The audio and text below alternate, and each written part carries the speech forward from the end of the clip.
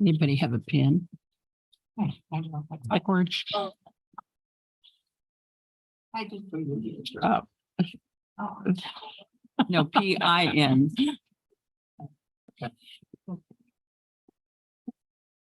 Good evening and welcome to the June 12th, 2023 Infrastructure Commission meeting. In accordance with the governor's declarations of the emergency for the state of California and the governor's stay-at-home order, the city of Hemet is providing alternative measures for the public to attend and view Infrastructure Commission meetings. In-person participation is limited to the city council chamber in order to maintain social distancing at the room's capacity. The meeting is also live streamed on the city's website at hemetca.gov/agenda. Members of the public who wish to comment on matters before the commissioners in lieu of attending in person may submit those comments prior to the meeting by using the online comment form. Those comments are required to be submitted before 2 p.m. of the day. And residents may also submit public comments by teleconference during communications from the public by using the Zoom link provided on the agenda. So at 4:05, I'd like to call the meeting to order. And Ms. Gruber, can we get a roll call, please? Commissioner Hendrickson. Here. Commissioner Lowe. Present. Commissioner Moore. Here. Vice Chair Sawyer. Here. And Madam Chair Kendrick. Here. All are in attendance. Please stand for the Pledge of Allegiance.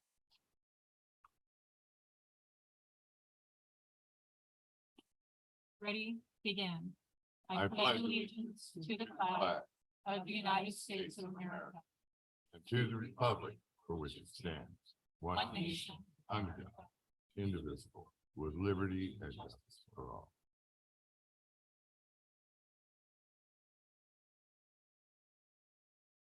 Next item is communications from the public. Anyone who wishes to address the Infrastructure Commission regarding items listed on the agenda and not on the agenda may do so at this time. Public comments are temporarily limited to 2 minutes. Please state your name when the chairperson calls for comment. When you are recognized, you may proceed with your comments. The Infrastructure Commission is prohibited from taking action or discussing any item not on the agenda. The commission may take action to place a matter of business on a future agenda. So I do have 2 requests to speak for item 7B, and so we'll wait till that item comes forward, but we do have a public comment from Don Ziegler. And the question is the city of San Jacinto involved in the traffic survey for Menlo and Girard project? So actually that's on 7B as well. So we'll actually ask staff at that time. So moving on to item number 5, which is presentations. Can we get a update from the Public Works Director? Yes, thank you, Madam Chair. I'll give you an update on all the current and upcoming projects in Public Works.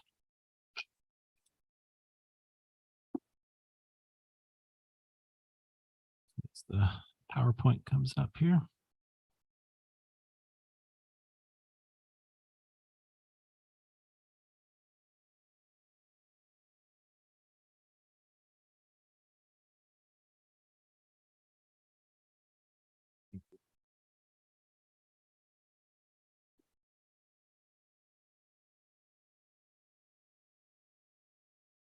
Right, I'm pleased to report that the State Street Sidewalk Improvement Project along State Street between Fruitvale and Esplanade is now complete, with the exception of the guy wire, and we are in communication with SCE, and I expect that to be moved within the month.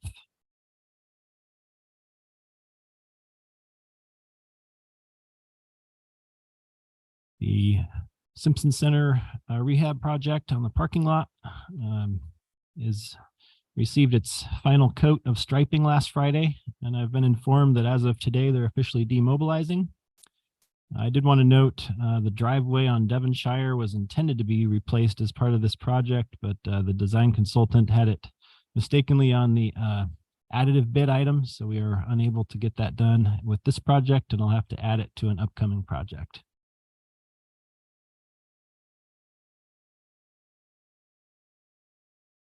Update on the pavement management program. I waited quite a while to receive a draft report from our consultant. After receiving the data last November, I did receive a draft report, but then it was quickly retracted because they found an error. Anyway, I've been analyzing the raw data myself anyway, and it's been working out well to assist in proposing new project locations. So that's working out fine for now.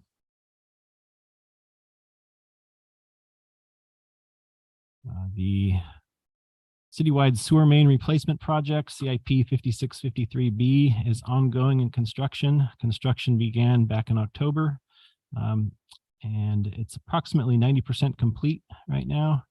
It is currently expected to be done at the end of next month. They're working on Devonshire Avenue as the last location, and then they'll be doing all the street repairs from all the streets that they had to open up.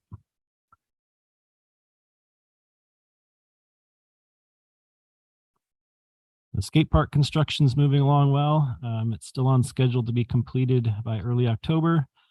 They've finished grading, installing the drainage infrastructure, and the bowl shaping is done so far. So we'll be moving on to steel work next.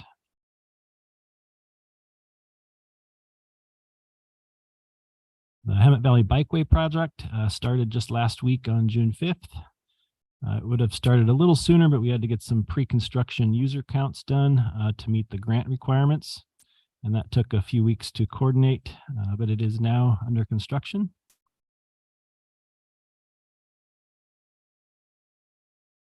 The other project that's currently under construction is our fiscal year crack fill and slurry seal maintenance project.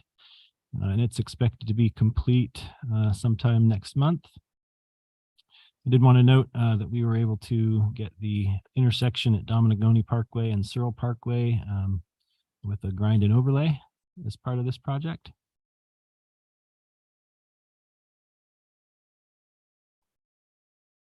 The citywide traffic signal safety upgrade project, replacing intersection safety lighting, pedestrian push buttons, and signal heads has been underway and is 50 to 60% complete. You know, they're running into some issues. There's been some unknown conditions inside the cabinets at each of these traffic signals. Things have been kind of patched together over the years, and so we're having to address some of those things as we replace the controllers.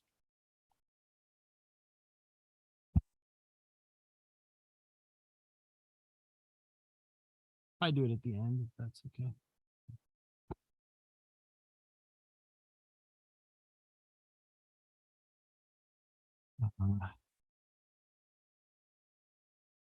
Current fiscal year citywide pavement rehab is under design. It's almost done, but they're just finishing the geotechnical investigation actually this week. So I expect to get that out to bid early July.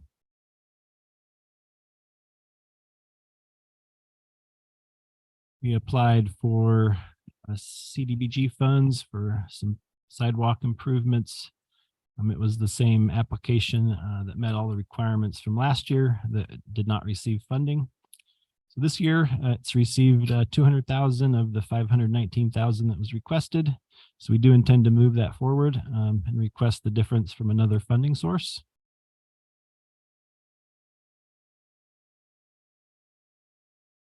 Public Works submitted 2 pedestrian improvement project applications for the upcoming fiscal year SB 821 grant. And I've received word that one of these 2 projects is being recommended for award, and it is the project that includes improvements on Latham Avenue, Gilbert Street, Alessandro Street, State Street, Santa Fe Avenue, and Menlo Avenue. Some other updates. I am still working on the annual update to the 5-year capital improvement program. I do anticipate hopefully that's ready for our July Infrastructure Commission meeting that I can present it. I'm pleased to inform that I've received a signing and striping plan for Citrus Point, and I think that work will be happening very soon. And our next sewer main replacement project is moving through design to replace the mains located mostly on Florida Avenue near the mall and on Kirby. Then another project that we're working on is preparing to retrofit the Sierra Dawn streetlights from the high voltage system to a new standard voltage LED system. And that concludes my updates, and I'm available for any questions. Commissioner Lowe? Of course. Okay, on Florida and Kirby. Thank you. That's all I can say is thank you. The other question I have, a lot of the streetlights on Stetson, especially at Stetson and Sanderson, if you're eastbound on Stetson, 4 cars go through and the signal changes to red. So then you sit there and then there's 2 signals that are green on westbound, but the eastbound gets 4 cars. And I thought it was just me not having enough coffee. So I went back and checked it again, but that's what's happening.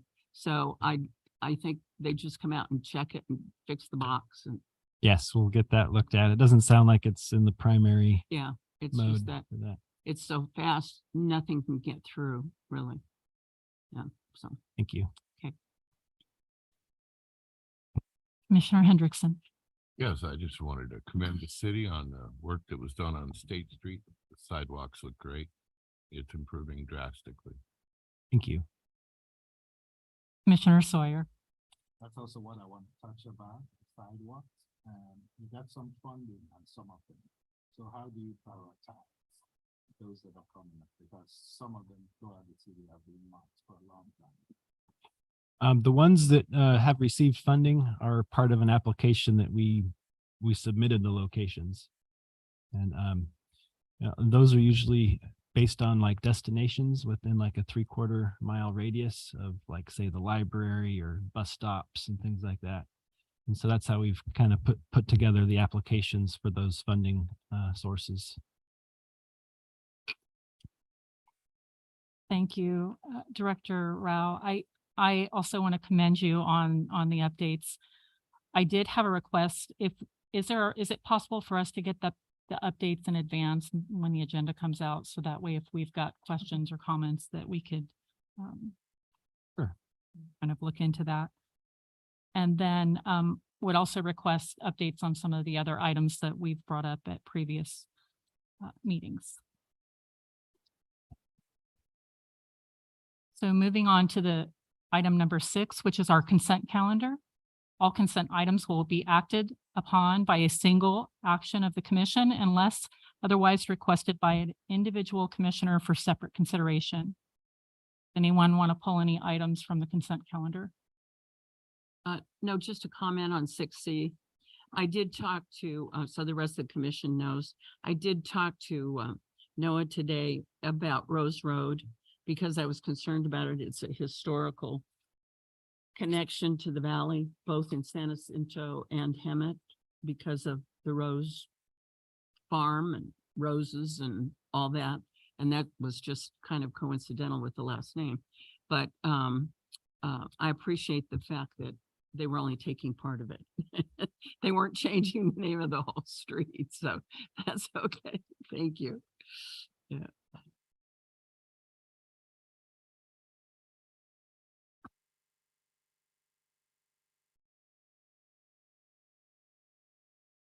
So we'll pull item 6B. So then I'll ask for a motion for items 6A and 6C. So moved. First and a second, can we get a roll call, please? Commissioner Hendrickson, Yes. Commissioner Lowe, Yes. Commissioner Moore, Yes. Vice Chair Sawyer, Yes. Madam Chair Kendrick. Yes. Motion passed 5-0.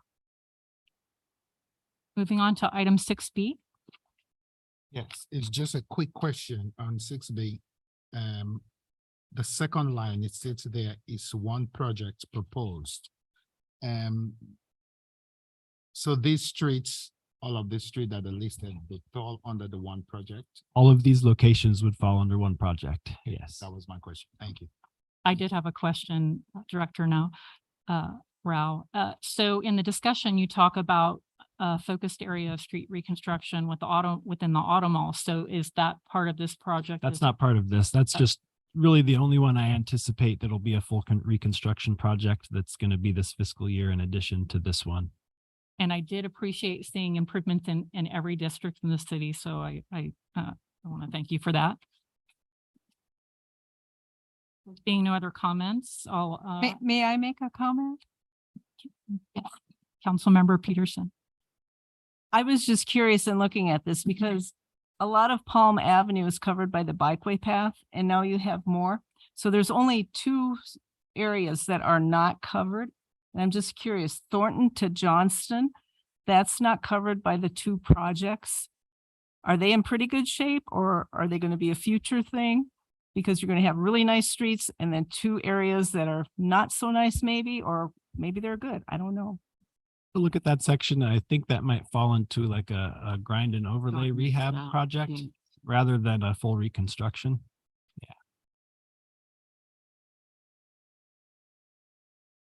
Any other comments? I'll ask for a motion. I make a motion, we approve item 6B from the consent calendar. I'll second the motion. Can we get a roll call? Commissioner Hendrickson, Yes. Commissioner Lowe, Commissioner Moore, Yes. Vice Chair Sawyer, Yes. and Madam Chair Kendrick. Yes. Motion passed 5-0. Moving on to the discussion items. Item number 7A is a general plan amendment.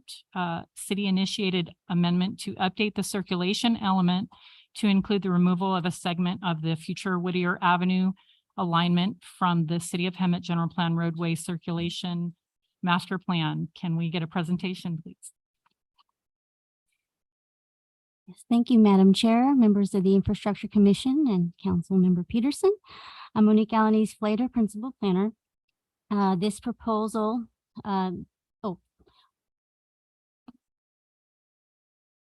have the other presentation, sorry.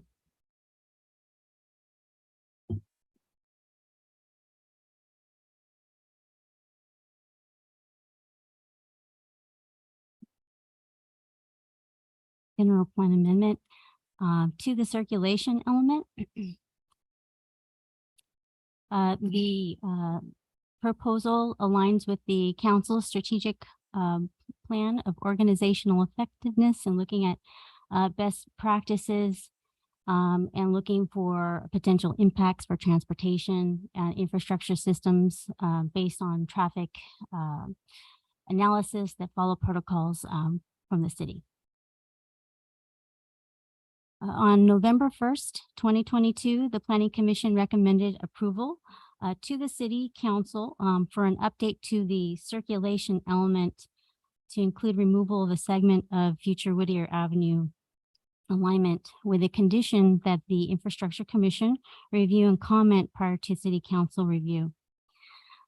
Subsequently, on November 28th, 2022, the Infrastructure Commission reviewed the proposal. At that time, at that meeting, concerns were expressed in regards to increased traffic in the area and a concern that Warren Road might be a 4-lane configuration, not 6-lane as identified in the traffic analysis. This is the general location of the roadway configuration. So this is existing property just to the east of Sanderson Avenue, abutting Kirby Street with Acacia Avenue to the south. This is the current collector street alignment for the property. And what we're proposing is to eliminate the segment that would connect through to Kirby Street. Here is an overall circulation plan that that identifies the Whittier Avenue alignment. It was intended to originally to extend all the way to Warren Road, but this particular request right now is only to remove the segment of this collector that connects into, or they would bisect the Kirby Street. So we're proposing this. We've been working with an applicant who's been interested in developing the property in an effort to work with the development community. We are looking at this individually as a separate proposal to eliminate. And what we did is we looked to see if there would be any impacts to the development. And the applicant did provide for us to review a traffic analysis to identify whether or not there would be any impacts as a result of this one elimination. So this would basically, in a sense, clear and unobstruct the property so that future development could occur on the property. And based on the analysis that was provided, the traffic study, it indicated that it would not cause the levels of service to worsen on any of the studied roadway segments and would not create additional deterioration of the roadways. Also, I wanted to note that the presentation and the traffic report that was prepared in 2022 identified the alignment. There was a question about Warren Road being a 6-lane configuration. That is correct from SR 74 to the new Stetson alignment, but in 2021, there was a general plan amendment to the circulation plan that reduced Warren Road from Stetson to Domenegoni Parkway to a 4-lane configuration. So the overall assessment of the traffic study hasn't changed. However, they did update the general plan map to reflect the correct configuration. And these are the findings that we looked at and to support the proposed amendment. There's a second part to this. This is the actual project, and we wanted to provide this information to the Infrastructure Commission to let them know that that we have received an application. We are working through the process. It's in a preliminary phase. We have also accepted a scoping agreement to analyze traffic, and it is in its first review, and it's currently pending review now. But just to provide context, the overall development would provide for a internal circulation from, would distribute the traffic, would allow access from Sanderson. So currently, with the elimination of that Kirby Street alignment, it would provide for the footprint of the building. However, this was an opportunity to provide connection from Sanderson as well as an internal access point to the subject property, as well as to other surrounding industrial developments that we are working with on pending projects now. This concludes my presentation. It's respectfully requested the Infrastructure Commission recommend approval to the City Council for the general plan amendment as proposed. Thank you. Do the commissioners have any questions for staff? Yeah, I do. I'm sorry. I'll have my ears. I was having trouble keeping up. The understanding that I have is that the cutoff to Acacia from Florida, from the highway, is not dedicated to the city at the west end.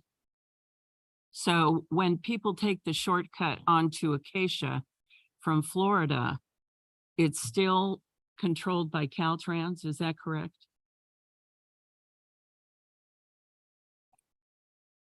That's what's come up during the application, but it doesn't have anything to do with the application that Monique just presented. That's that's actually a separate application for a separate separate? project. Okay. Yes. All right. Thank you.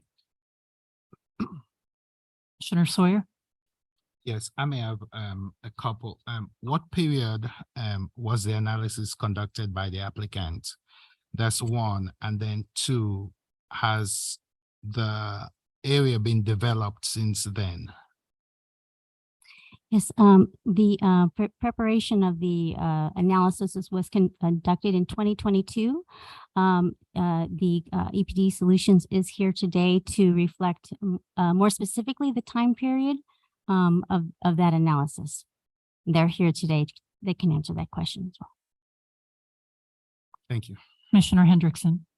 Yes, did that analysis show what the increase of traffic flow via semis and things like that that proposed project would put on that street? That's a great question. So what we did was, right now, we've done this a part one and a part two. Part one is just eliminating the collector connection for that property that bisects the property to Kirby. So what we looked at it individually as a separate analysis, what would affect traffic? Would there be an effect to traffic flows if we just eliminated that roadway? If there was no more connection from Sanderson through to Kirby Street? And the analysis indicated that there would be no affected change to the existing conditions on Sanderson and those intersections. Now, the second part to this is an actual project. The project hasn't moved forward yet. The project will be dependent upon the elimination of that roadway. But when the project actually comes in, we have a traffic impact analysis separate that's actually going to analyze how that project impacts the roadway the roadway infrastructure.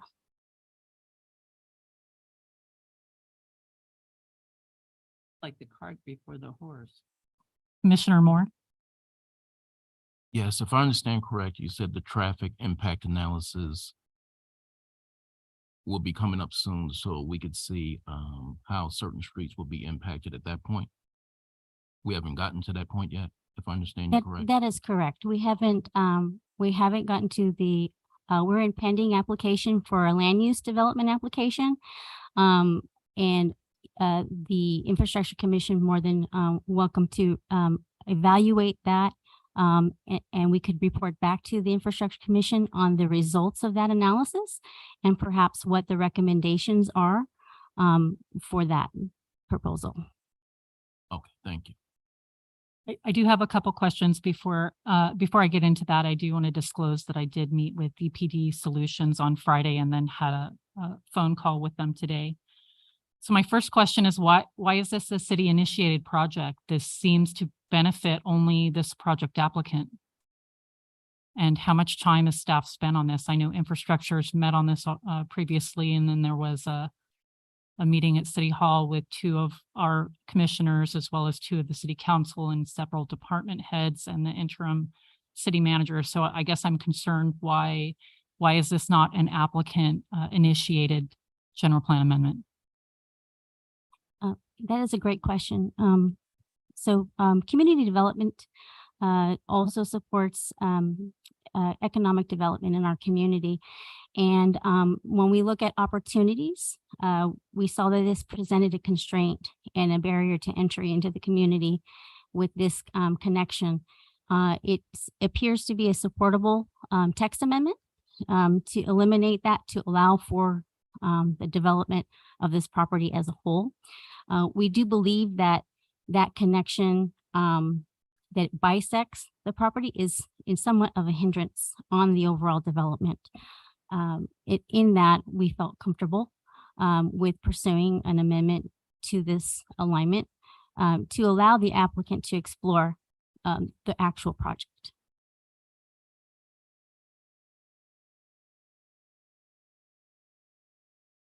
Commissioner Lowe? Well, you raise a good question. So actually what we're doing then is development is not going to be paying for this. We are.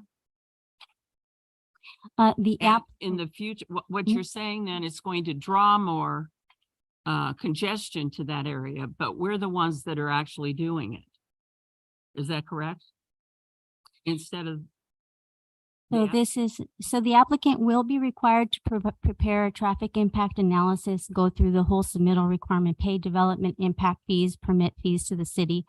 This particular process of a text amendment is commonly processed through community development.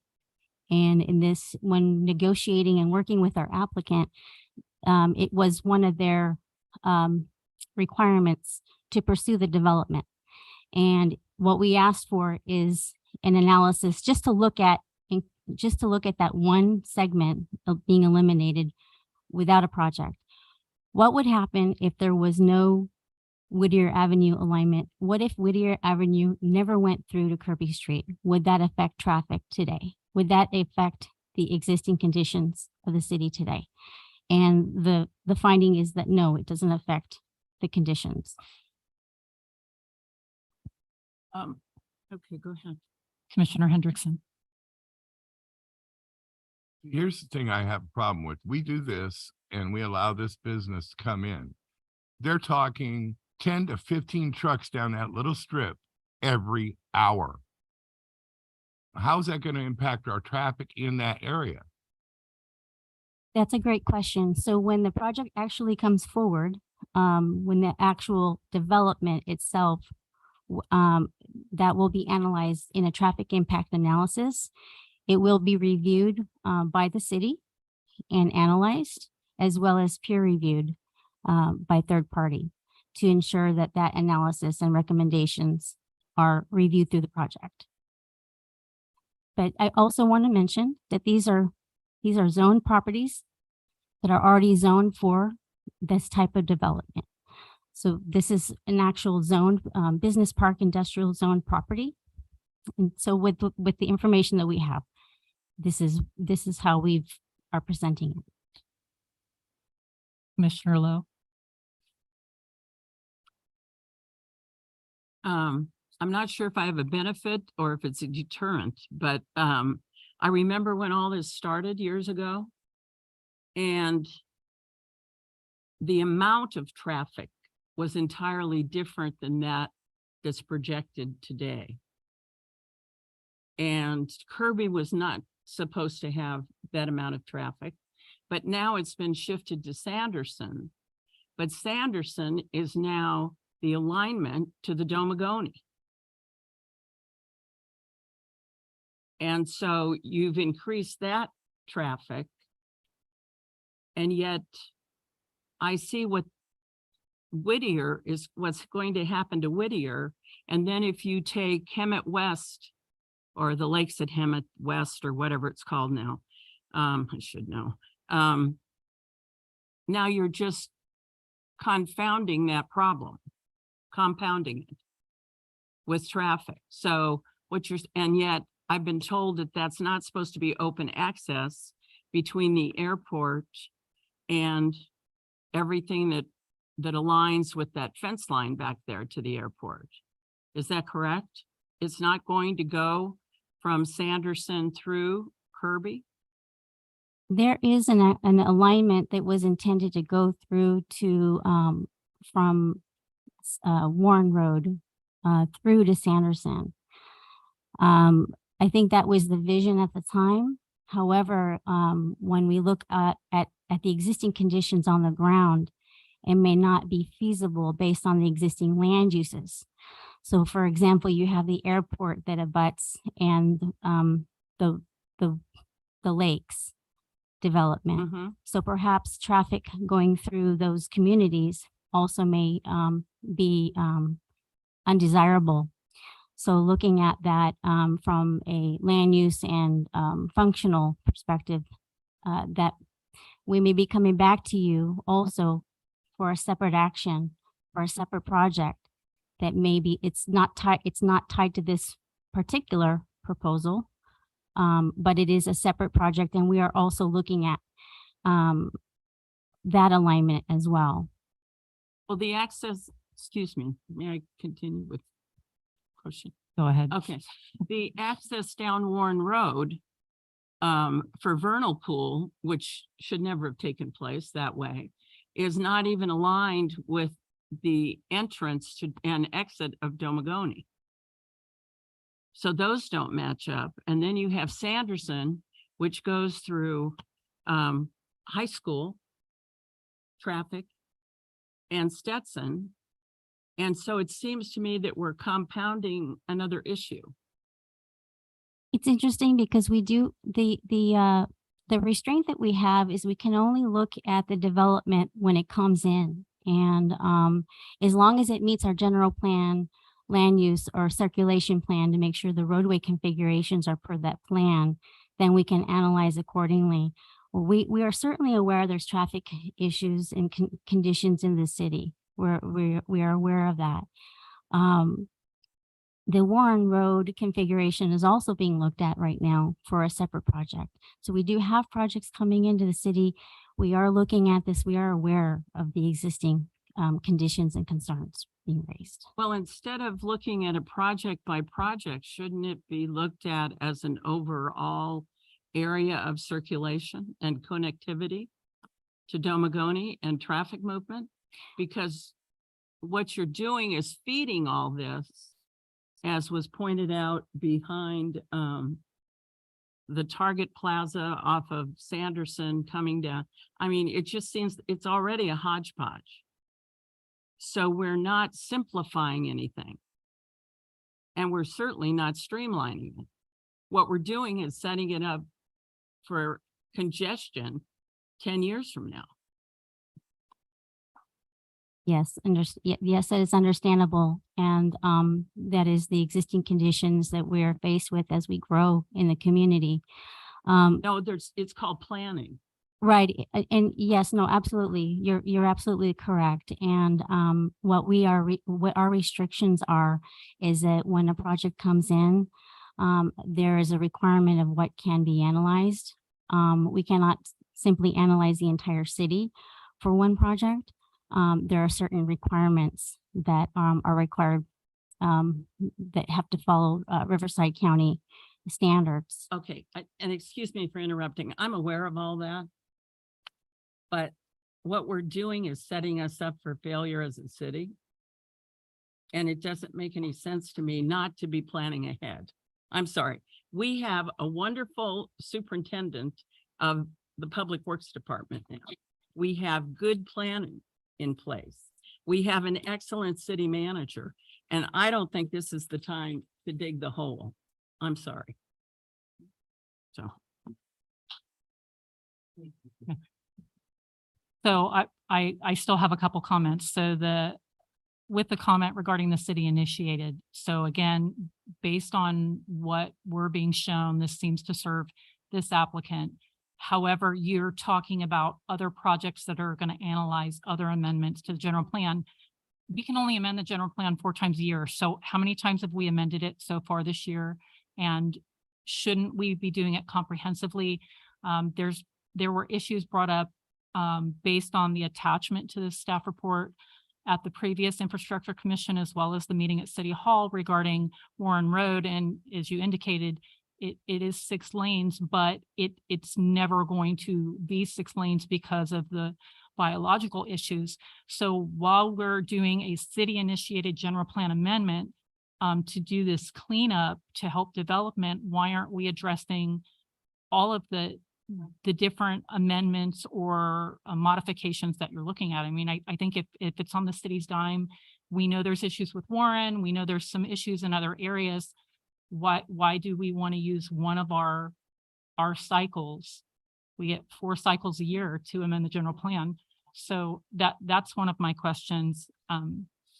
With the city initiated general plan amendment, I think it would be helpful for council to know how much time has been spent on it, because if it is an economic development tool, I think it's good for them to know. But I mean, in my experience, you don't see a general plan amendment or a zone change come without the project, because typically councils want to see what's going to come, and they don't want to approve anything unless they've got an application where they can be assured that this is what's going to come forward. Well, and correct me if I'm wrong, but isn't the connection to the Domagony only 2 lanes with that little tiny bridge down there? It's really, excuse the expression, and never mind, I won't use it, but I mean, it's disgraceful. And I realize, I know who the agency was that was responsible for it, but the guy's gone now. But why do we have to live with it forever? I mean, it needs to be fixed, and it also needs to be analyzed, because I question just how much credit we got for endangered species on that piece of property. Because it was very, very minimal, and it should have been maximum down there because of the vernal pools. And I agree with you, Carol. I mean, Madam Chair, I mean, we don't need to waste it. Right, because we've got a whole city we have to worry about. And another comment I had is the circulation exhibit that is in the staff report, there's no legend. So I'm familiar with looking at these documents, but I think it would be helpful if we had a legend in there. And I know that the project is not part of our purview tonight, but the site plan was provided. And so some comments that I had regarding the site plan are, we don't have a dedication for Whittier at that location, correct? No. So if this project does move forward and is approved, what's the timing on Whittier Avenue? Are we going to have an 850,000 square foot industrial building that is got primary access off of Kirby, and what does that look like? And how is staff going to condition the project? You know, if it's only interim, and how long is interim, and how do we encourage the developer or the tenant to encourage the adjacent property owners to develop Whittier? Sorry. Anyway, I'll raise my hand. And the question is, we've all lived through the last 3.5 years, fortunately. But what that has done to traffic patterns, when the studies were done, they were done according to that umbrella. And they weren't done now that that umbrella has been closed and we have fresh air again. I don't know for how long, but we've got it. So, I mean, it just seems, what year was the traffic study done? The latest general plan amendment, general plan was 2012. I mean, really? No, I'm sorry. It just doesn't wash with me anymore. I mean, it just doesn't. We've got to have something current. I mean, our population has skyrocketed. We've seen how many houses we have, where the traffic is. We've driven it. We know we're stuck in it. And you're living with it, Noah. Excuse me. But, I think we need something current. I really can't support this. Just cannot. So.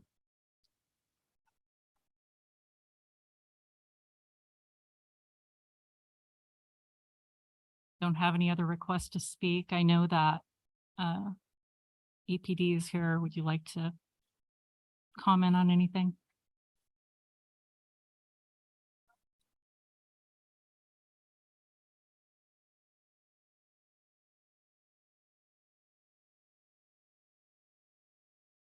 Bonnie? She's on here. So can I put 7A and 7B?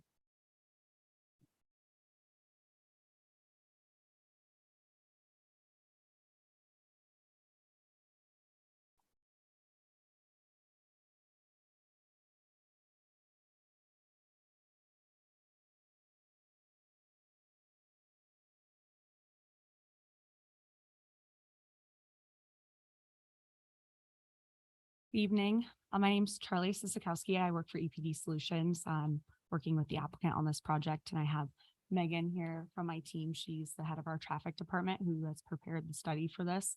A few items that we just wanted to address was one, the traffic study that was done for this general plan amendment was actually just recently updated in 2023. It was pulled together in 2022 initially. The general plan traffic analysis was back in 2012. So I just wanted to make that clear. We did a recent study for this project to ensure that it was up to date. Another item I think that was brought up was asking why this is a city-led general plan amendment. And really, I think one of the big items that we are missing here is that if that street goes all the way through to Kirby, that this whole area is still zoned business park and industrial. And so if it continues to go as the general plan has provided it, it will be adding truck traffic and trips to Kirby Street. Whereas if we're going to be removing this portion onto Kirby, then the trucks can utilize Whittier to go out to the 73 and exit the city, or sorry, 74 versus utilizing Kirby. So we can take this opportunity to essentially fix this to make sure that truck traffic in the future is not put onto Kirby and near the residences. And so that it's one of the items that we really have been working with the city on, is to make sure that we can negate our truck traffic. Also, because this is just pertaining to the general plan amendment, we obviously we would love to hold a special council, a special meeting for infrastructure commission so that we can come back and talk about the project specifics for the Kirby project at a later date, so that all of your questions about, truck traffic in the interim and what the applicant is currently doing to work with the adjacent property owners to obtain that dedication to Whittier to ensure that truck traffic is placed in a correct path to exit and enter the city.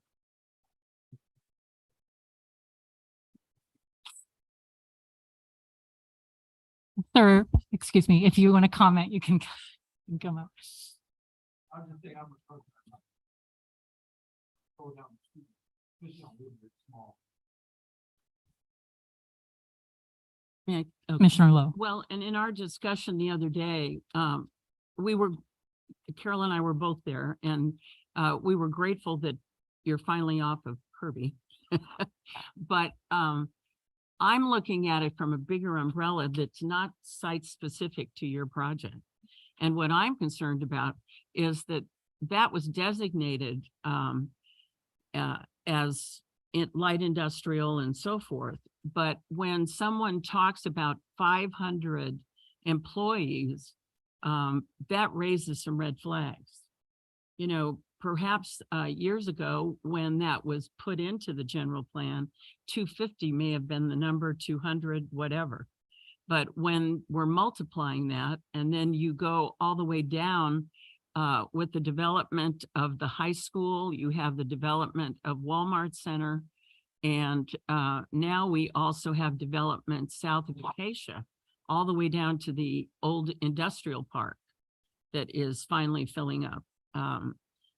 Now we have other concerns that have afflicted that. And if you then say, if I then think, well, we've got all that land behind the lakes, we have all that land at the end of Acacia that doesn't go through.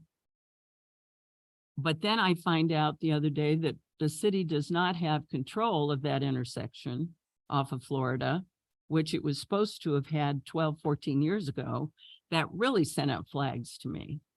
And so that's another discussion that we can have over coffee, because that's got to move forward. The city needs control of Acacia in Florida. And it was my understanding it was supposed to have been turned over to the city by Caltrans, but obviously not. So I think that was one, and I brought that up when we had lunch the other day. And so that really concerns me now, because the city's no longer in control. And we're dealing with, you've got restaurants in there in the front that face Florida, but then you have all this empty land. And then we have obviously truck traffic that parks there. And so that's going to have to be addressed too in an EIR, I think. Because there's got to be some place for them to go. And that responsibility has to be negotiated, I'm sure, and should be. So it just created a red flag for me when I put the whole thing on a checkerboard yesterday. If I may add just a little bit to what Charlie was saying, In terms of the currency of the data, we did base it off of counts that were collected last year in 2022. But also I did want to note that the traffic model that was used to prepare the study that's in your staff report tonight was based on the updated RIVCOM traffic model, which was based on 2018 validated counts. So the model that was used in the old general plan study, that was a previous model. So I do want to note that it's a very new model. It's based upon the general plan build out of the city. So I think you bring up a lot of valid concerns about, are we looking at this development? Are we looking at that development? It assumes that every planned land use in the city that's in the general plan has been built. And so the study looks at the growth in traffic between the 2018 condition that was looked at that was validated for the traffic model development and the 2045, like how much growth happens in that time period, and then applies it to the 2022 counts. Well, and I understand what you're saying, and I agree with it. I agree with what your timeline and everything is. But now this is it's after COVID, and everything has changed. People are now used to using other arterials to get to and from work. And I don't see those changing unless there's circulation changes. No, and I'm pointing out that the counts that were used, that the actual traffic data was from 2022. So it was post-COVID. It was about a year ago that the traffic count data was collected for this study. So it should reflect some of the changes in circulation that may have taken place during COVID. And then those counts are essentially just escalated over the course of, between 2018 and 2045, added that growth rate. So the overall pattern of how many people are using each street really isn't changed. It's just escalated year over year. And I understand what you're saying, and I agree with most of it. But we didn't know at that time there was going to be a Sam's Club in San Jacinto. Up on the corner, probably, most likely, on good authority, at Ramona Sanderson, between that and Warren Road. And so you're talking about, and I realize that's a projection. You can't really count on it because Lord knows anything can happen. But I think knowing that information, it needs to be a consideration and should be by this commission. It was, unless the Sam's Club was a general plan amendment in the city of San Jacinto, it would have been included in the assumptions for this study because the traffic model encompasses the entire county. It's all of the general plan land uses in the entire county. So as long as that parcel that the Sam's Club is on was assumed for some kind of commercial development, then the traffic should be very similar.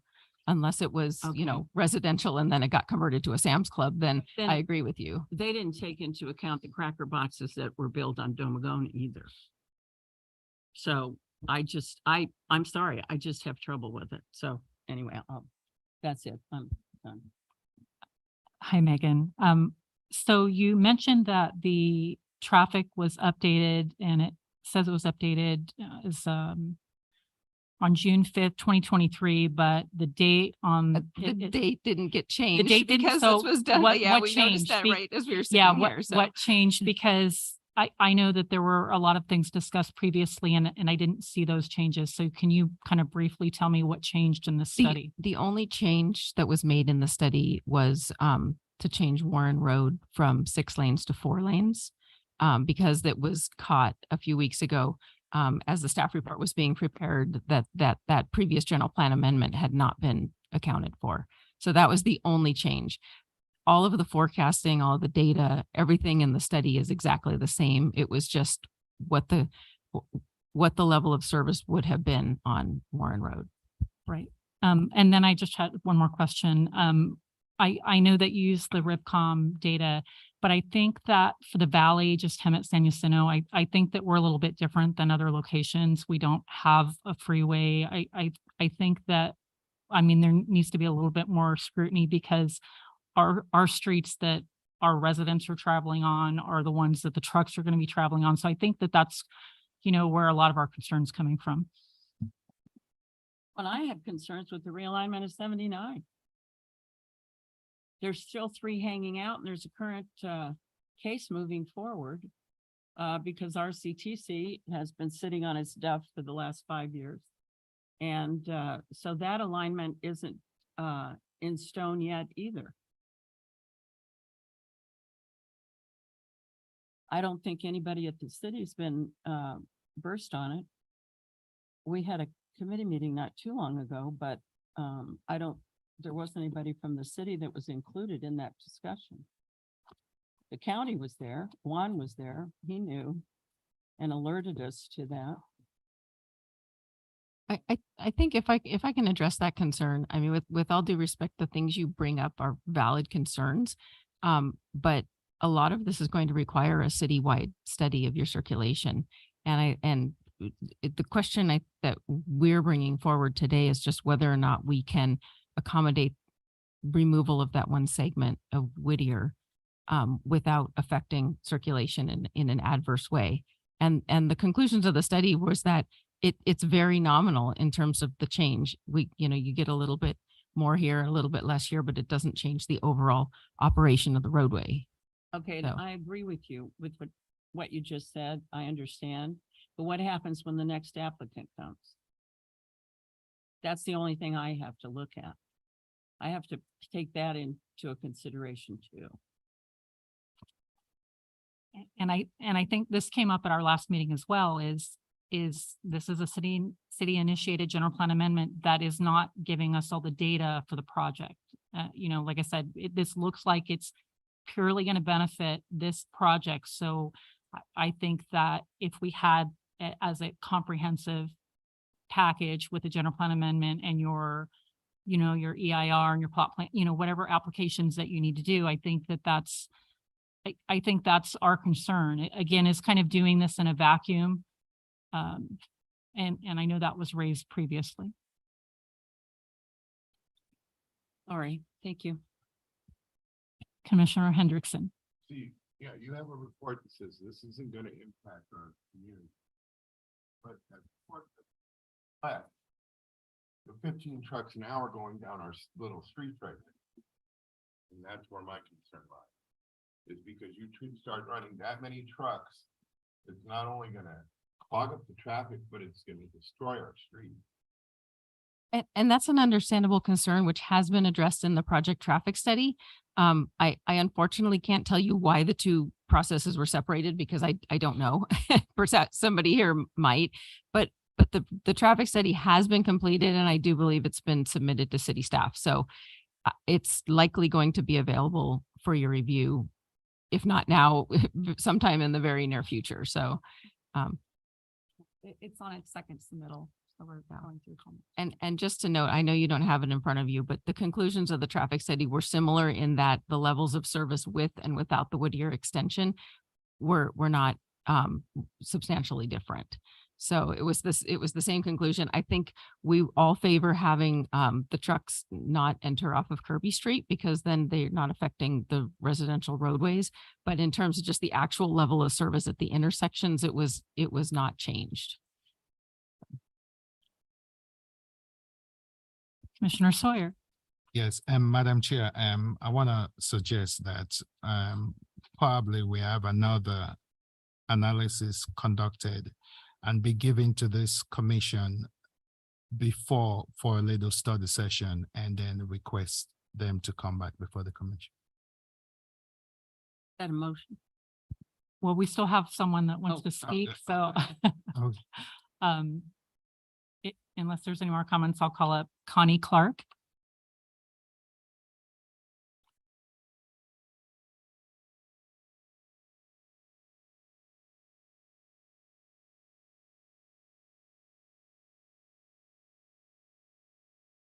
Thank you for adding me.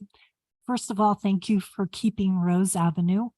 That is my family and I do appreciate having it here still. This community has changed over the years and we're all going to agree with that. I think what planning and what the outsiders don't see is that when you did your general plan back originally that we are required to go by, life was different. What was out there on Sanderson was a lot different than it is today. What's in Paris? It's a different city, but it is still within our area, and it impacts our constituents when they go to work, because a lot of them work out there in those big boxes. Have you ever tried to get home here in Hemet during that time? The city is not a static entity. Planning is very dynamic. Just because you had a general plan decision back years ago, there are cities that do dynamic planning in conjunction with your general plan.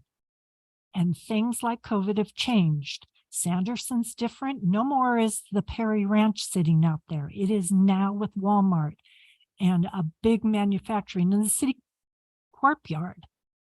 All those homes are there. Then you have the high school. This is the same thing that I'm getting up to talk to in a few minutes about Girard and Menlo. You all know what the city looks like and you have to get around it. And yes, that applicant could be great. Big balloons and whistles. But I still have to get to and from. And I have been here long enough to see we aren't making planning ahead. Planning department is just what we can do right now. And I'm sorry, I have been against a lot of the stuff that's been going on. Thank you for your time. Thank you.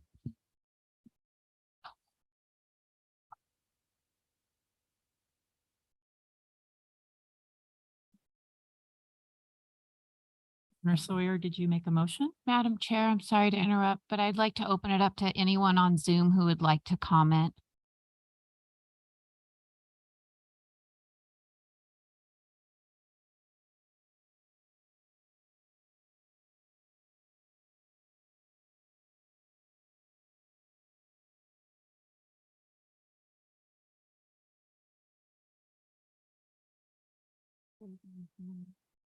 Ann Smith would like to comment.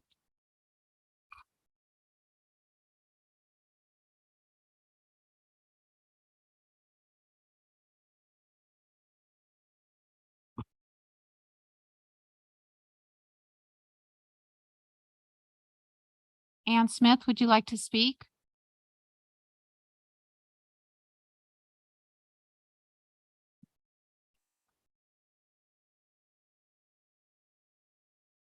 Her little hand keeps going up and disappearing, so. I'm gonna say no, she took her hand away. So I have no further comments on this agenda item. Do we have a motion? Yes, Madam Chair, I would like this particular proposal be sent back to redo more analysis and address some of those concerns that have been brought up and be sent to this commission before the next meeting to give commissioners time to look at the whole analysis and proposal. Do I have a second? I'll second. A roll call, please. Commissioner Hendrickson, Yes. Commissioner Lowe, Yes. Commissioner Moore, Yes. Vice Chair Sawyer, Yes, and Madam Chair Kendrick. Yes. Motion passed 5-0.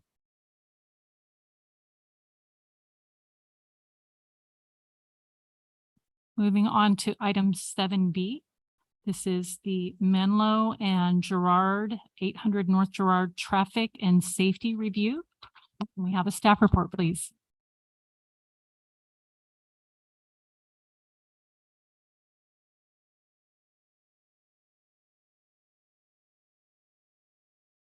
Thank you, Madam Chair.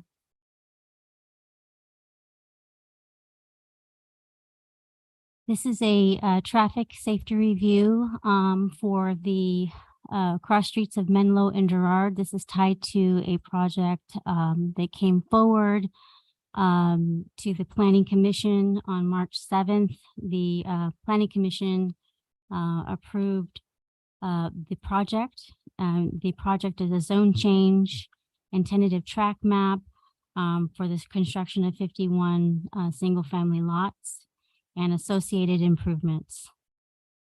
At that meeting, there was discussion of traffic concerns raised by the community, more specifically on the areas of Park Avenue, Yale Avenue, Menlo, and Girard. And this is the general area of the project site. And this item went to the city council, and on March 28th, 2023, the council remanded the project back to the planning commission to resolve related land use concerns expressed by the community. And in addition, the council directed staff to obtain input from the Infrastructure Commission regarding traffic conditions expressed by the community at that meeting. This is the project site, which is bounded by Menlo, Park Avenue, and Girard to the west. I just kind of wanted to do a little context of the surroundings. The surrounding land use is primarily single family to the north, south. Park Hill is to the east, and a mobile home park to the west, as well as single family residential to the west. As part of that project, improvements would be required here highlighted in blue. As required by the city, the applicant would be required to provide half-street improvements along Girard Street, Park Avenue, and Menlo, adjacent and to the boundaries of the project site. The project would improve Park Avenue and Menlo Avenue to half section between the actual improvements would be an update to the road's pavement, provide southbound lanes, east and westbound lanes on Menlo, a bike lane, curb and gutter, and sidewalk improvements for Menlo and for Park, as well as for Girard. Girard would only include half-street improvements as a non-designated 2-lane unclassified roadway. So the improvements would be curb gutters, sidewalk. Here is the street configurations, which are consistent with our city criteria. And the applicant has proposed this, has agreed upon it, and is also contained in the plans that are part of the overall development.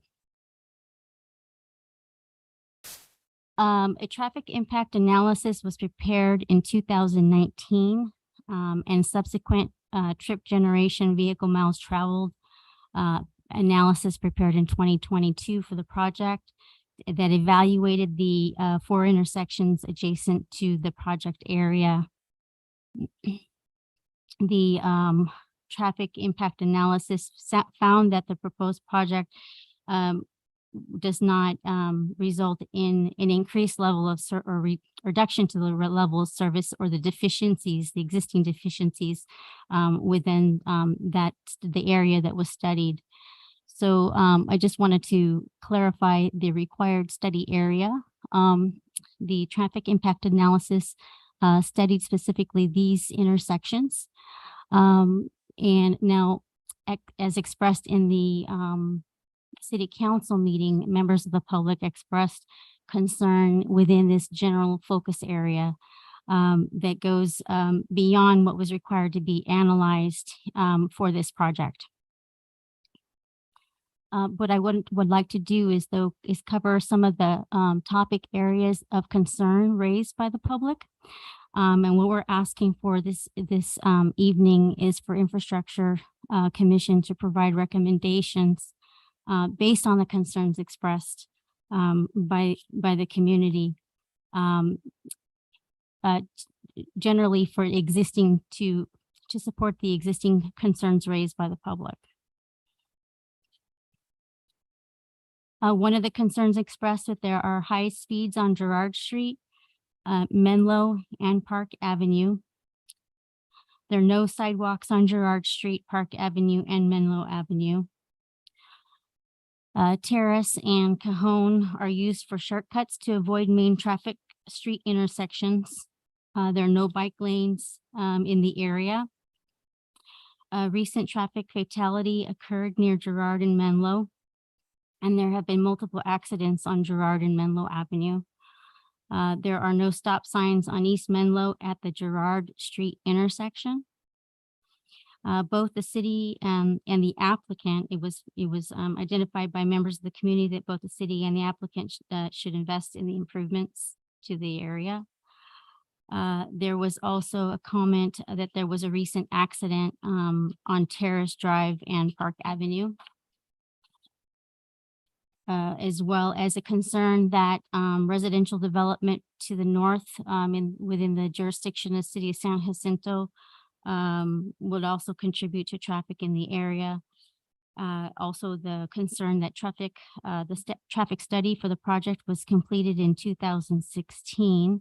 But just for clarification, it was concluded in or prepared in 2019, and the vehicle miles travel analysis was prepared in 2022.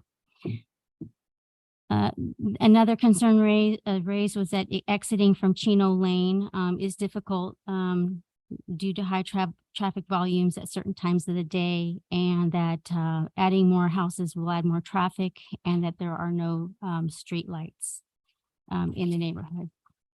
So what I would like to do is at least just clarify that the scope of the project, these intersections analyzed, did not warrant additional improvements beyond what was presented and what is proposed. The half street improvements, curb gutter sidewalk on Park Avenue, Menlo, and Girard. So what we would like to do is hear the commission's concerns and recommendations that we could take back to the Planning Commission and then ultimately onto the City Council. Thank you. I have a lot of comments, but I don't know if we want to hear from the public first. Okay. I definitely want to. I'm going to read the public comment that we received online first, but then I'll call up Connie Clark, followed by Dick Clark. And so the comment from online was from Don Ziegler that asked, is the city of San Jacinto involved in the traffic survey? And so Connie, if you want to come on up.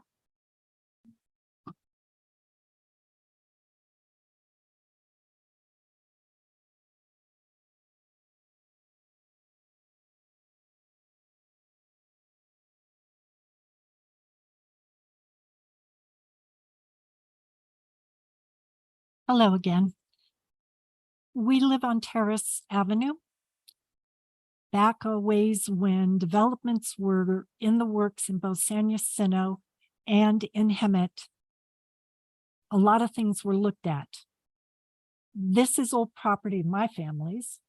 It isn't a very big parcel. And what they're trying to do right now is to put a lot of homes in a small area that has a fault in the middle. So what I would like you to consider is that the development in San Jacinto on Hewitt and Esplanade and Hewitt and Commonwealth is already in the works. Esplanade to Ramona Expressway has happened, and all those homes out there in the water catchment. We are a community.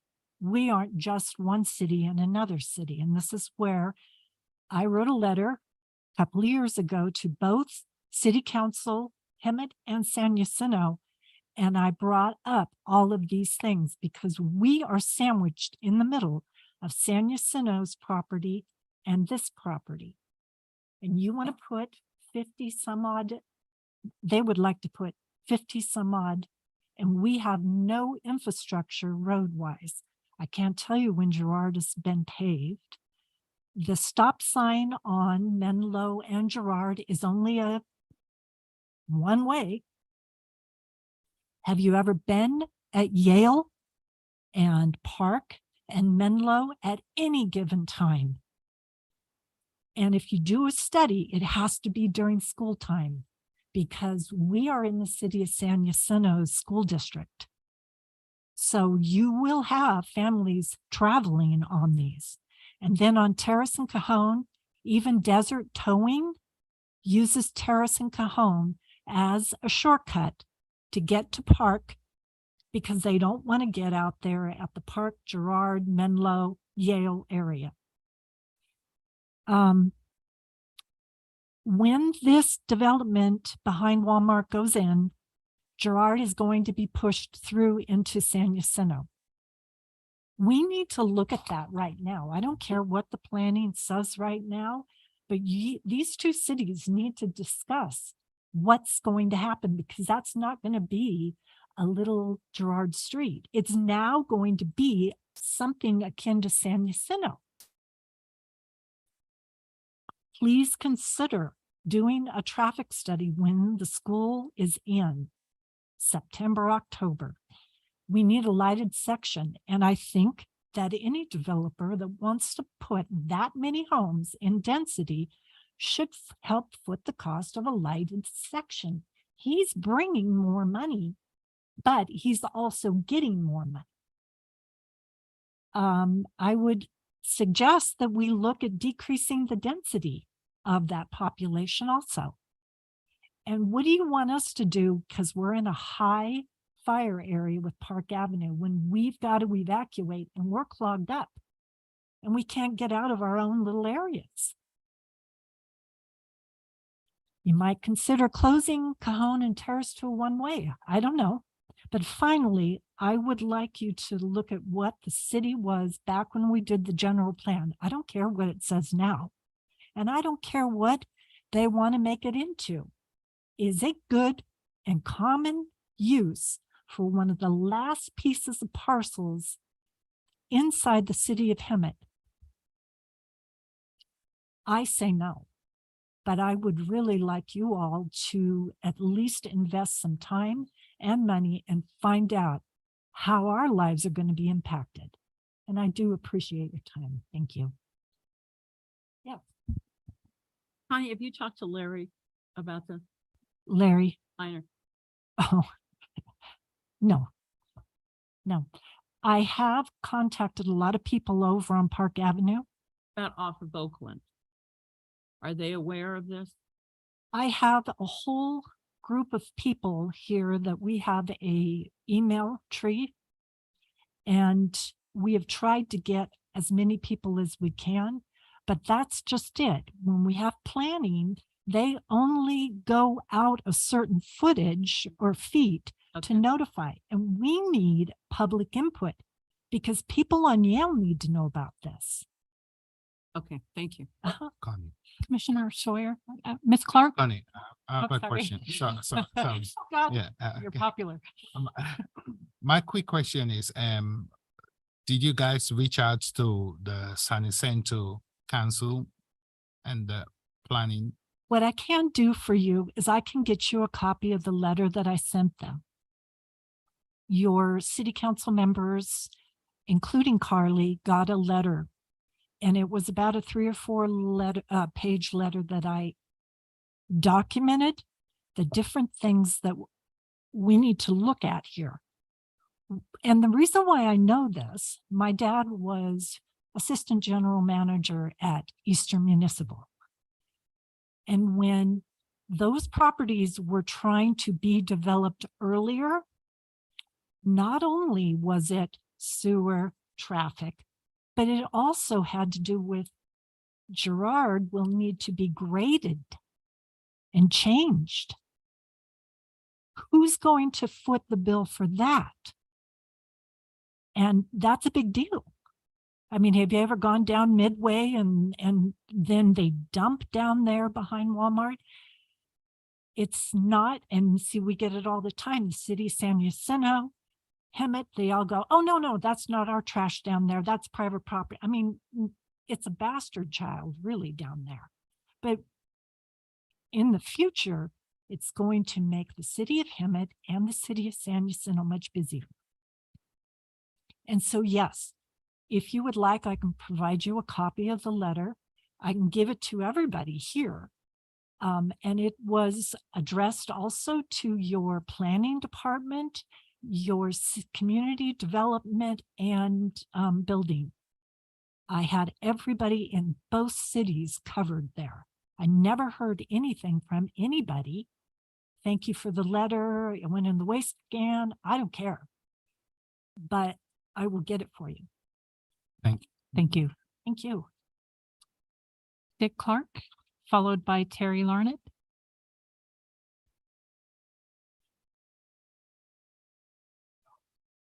Email group that we have, I took a half-page piece of paper and put the information on what the email was. Got it. Got to get closer. What the email was, the site, and why. And I walked as much of that area as I could. And if I wasn't able to talk to somebody at the door, I left it there. Didn't get down to Oakland, but that's part of it. Yes. We're going to be expanding that. And a lot of the people from that original group will say, hey, can I tell my neighbor? Yeah, do it. And Councilwoman Peterson, you didn't get a copy of that letter. We'll make sure you did. I believe you will probably be new to this also. We'll make sure you get a copy of it. Thank you for letting me talk. I'm also a member of the Measure U committee. We have some heated discussions, and I am sure glad to see this committee does too. I know you're into it. My two concerns are mainly the traffic, but sewer also. Traffic, most of it has already been brought up. Girard, from about a half block north of Florida, all the way to Midway, is in such terrible condition now, it probably resembles Sudan's downtown capital roads. That's how bad in that war-torn area. Menlo at Girard is very unsafe. Menlo traffic travels way above the speed limit. Whoever did the planning on Menlo all the way down, 2-lane road with the size of 4. Incredible. I'm a retired law enforcement officer. Oh, I could see the tickets I can write from one corner every day. We see people flying down Menlo. At times, it is 4 lanes. They're side by side. You come southbound on Girard, you get to Menlo, you cannot see eastbound. There are telephone poles right in your way. And let's not even begin to talk about how deep the water drainage is at that intersection. If you don't hit it right, you're going to be putting in new tires and yeah, fenders, the whole works. It's bad. The proposed road, I believe, well, we don't have the map up.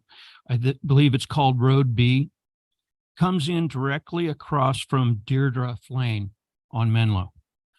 As is, people on Deirdre, they're coming northbound to Menlo and want to make a left-hand turn, might as well go to the casino because you got just as good odds getting hit there as you do anywhere else. It's terrible. The same problem is for Chino, and I think it's called Curlin. Chino's terrible, absolutely terrible to see either way there. Of course, and I saw some nods from all of you, you've all been at Yale Park in Menlo. Might as well call it a 3-way intersection because that's what it is. The map that was up that had the 3 red stars, I think the very bottom right star was supposed to be Yale, but that's way out of place. It should be a lot closer to the middle star. Now, all of these traffic concerns already exist. the developer wants to throw in 51 units. Things have changed since I used to review and comment on traffic studies. We used to be told 2.5 vehicles per day per unit.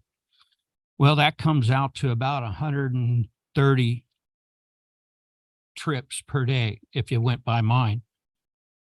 The developer, the applicant, actually calls it under modern terms at 481 trip ins during the week daily, with a peak of 35 in the morning and 51 at the PM. 51 crossings at Menlo and Girard alone. Get the ambulances out, hell, get the coroner out. You're going to need it at that intersection. What is needed? A real detailed traffic study and traffic count. I'm talking about that little snake that goes across the road with the counts on it. That needs to be done for 24 hours, 7 days a week for at least 1 week to see what the real, you guys have, in watching you today, you've been bringing up the same thing.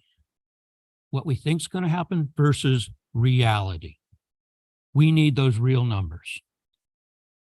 And they need to be done on multiple points. Girard, north and south of Menlo.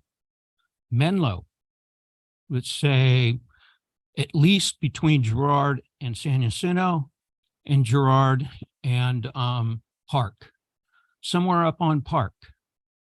Yale, all of that is going to be highly affected. Mentioned Oakland, yeah, because a lot of people are going to use that to get down and to get away. A very large study needs to be done, detail. Possibly an engineering report. How to fix the line of sights, the drainage dips, the width of Menlo. The width is already there, but there's ways of fixing that. Instead of it being used by the locals, there's a four-way highway. Make dedicated turn lanes into those streets, Girard, Deirdre, the others that I've mentioned. And where it's not a turn lane, you have those diagonal red lines, and then you get law enforcement action on it. Slow it down. Provide for the safety of those people that are already there. And I'm no fool. It's going to be developed someday. Provide for the safety of the people that are moving in. Now, sewer wasn't mentioned today. Currently, I know for a fact, Terrace and Cajon are not on city sewer. I'm pretty sure, I know we've got at least one person here, that city sewer comes up Girard, north of Menlo, 2, maybe 3 parcels, and that's it.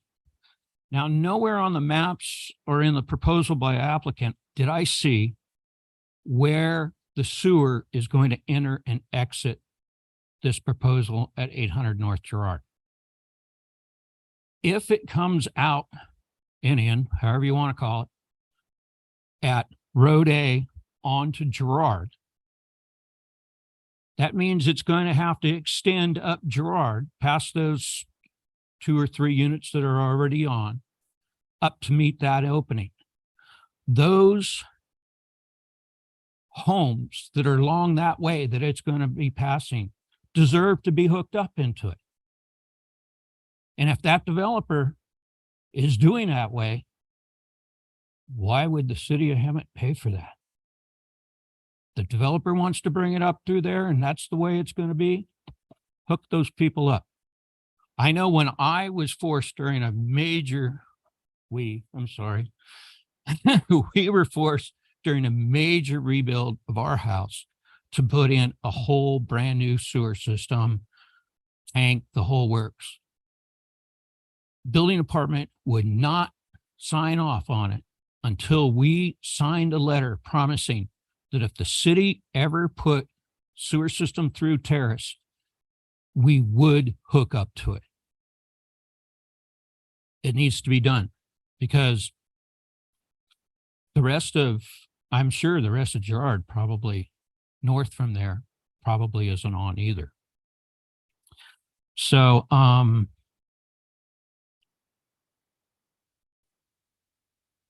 do want to say thank you to Monique.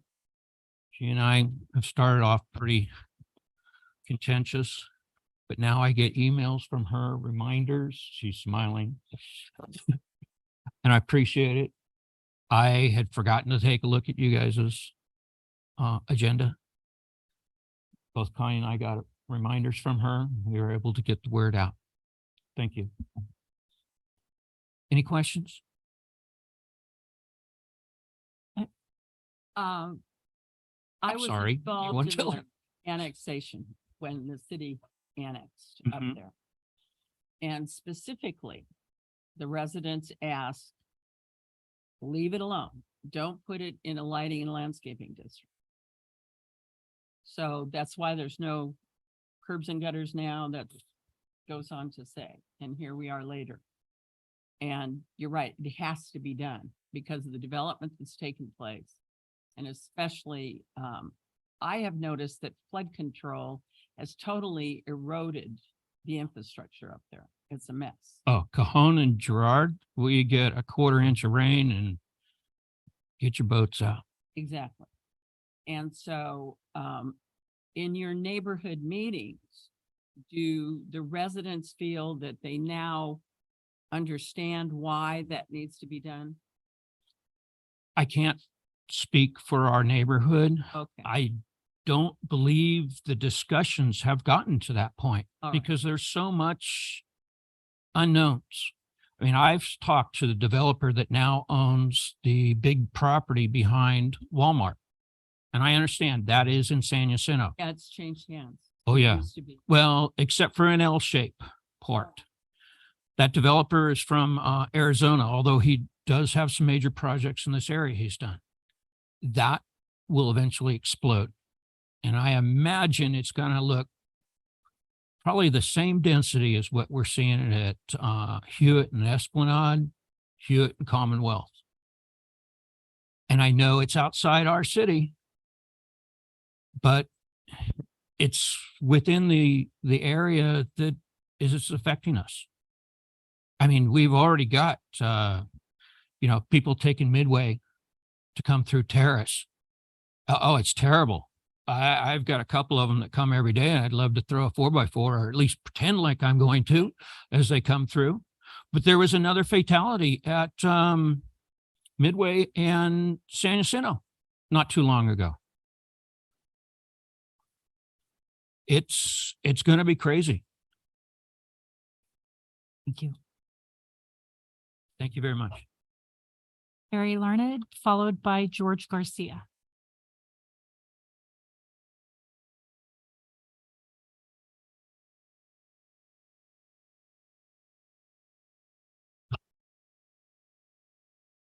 Commissioners.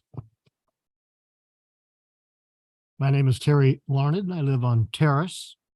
And I just was able to get the traffic impact analysis of the properties over in San Jacinto about 3:30 today. So I've been trying to go through it real quick. And when they're talking about where it's at, I don't know if you can see this but you can see those two white spots. Those are the two projects that are there. The Mountain Bridge is called, north and south of Esplanade. And if you follow this right down to here, now this is where the other project is. So it's literally 4 blocks away. And as I'm going through this pile of paper here, it's a 73 units, homes, 2-story homes in each of those two. So you got 146 dwellings right there. And when you count that out to 2.5 cars per household, we're looking at 365 more cars coming out of those two projects. And with their study through here, they had one that goes off to Washington, which is just the next street north of Hewitt, on Hewitt, and where Park turns, and then the next one is called Washington. And they're doing these totals in the southbound turning counts.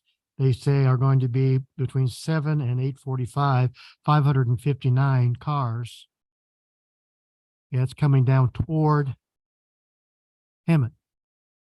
It's coming down Park because they can turn on Park and go around, or they come straight down to Park and Menlo.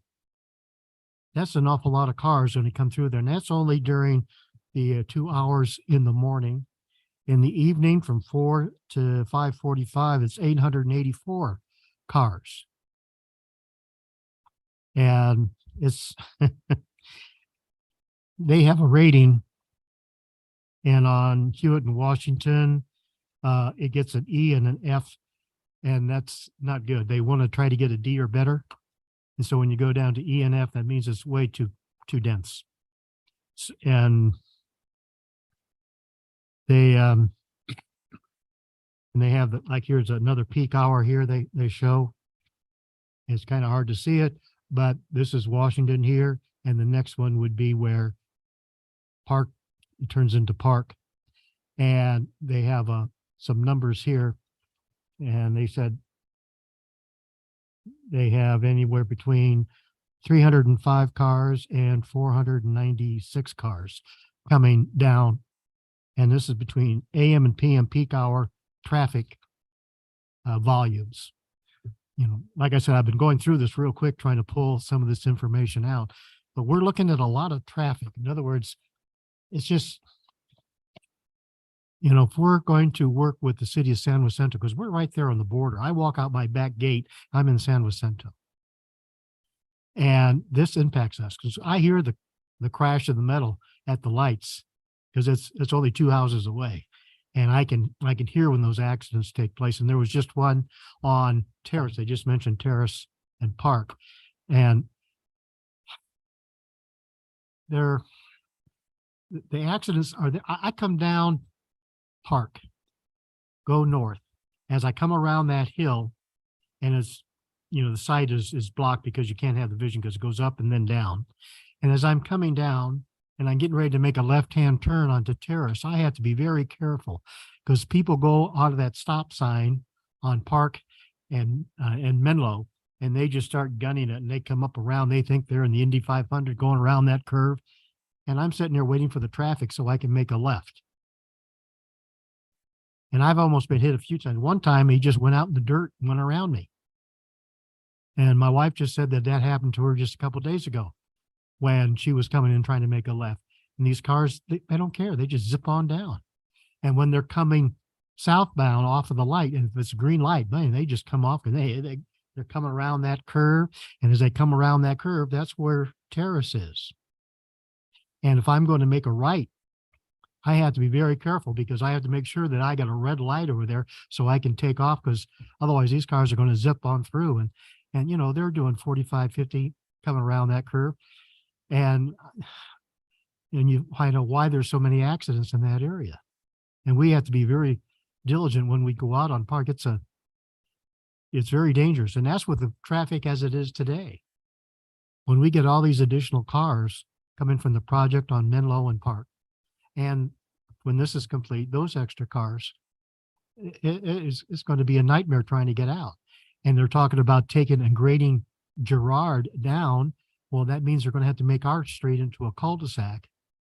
Now that'll eliminate the people trying to come through and take a shortcut, but that means that we're going to have to face Park every day trying to get in and out of our homes. And that's not good. So if you're looking at traffic, you got to take other cities' traffic, the projects in account too. Now, when I talked to city planning this morning, and I asked them if there's any other projects going in the area behind Walmart, and they are still in negotiation, but they want to be single-family homes. So now we're going to have more single-family homes coming in that empty field. And like Dick said, that they've split it off. but there's a lot of acreage there.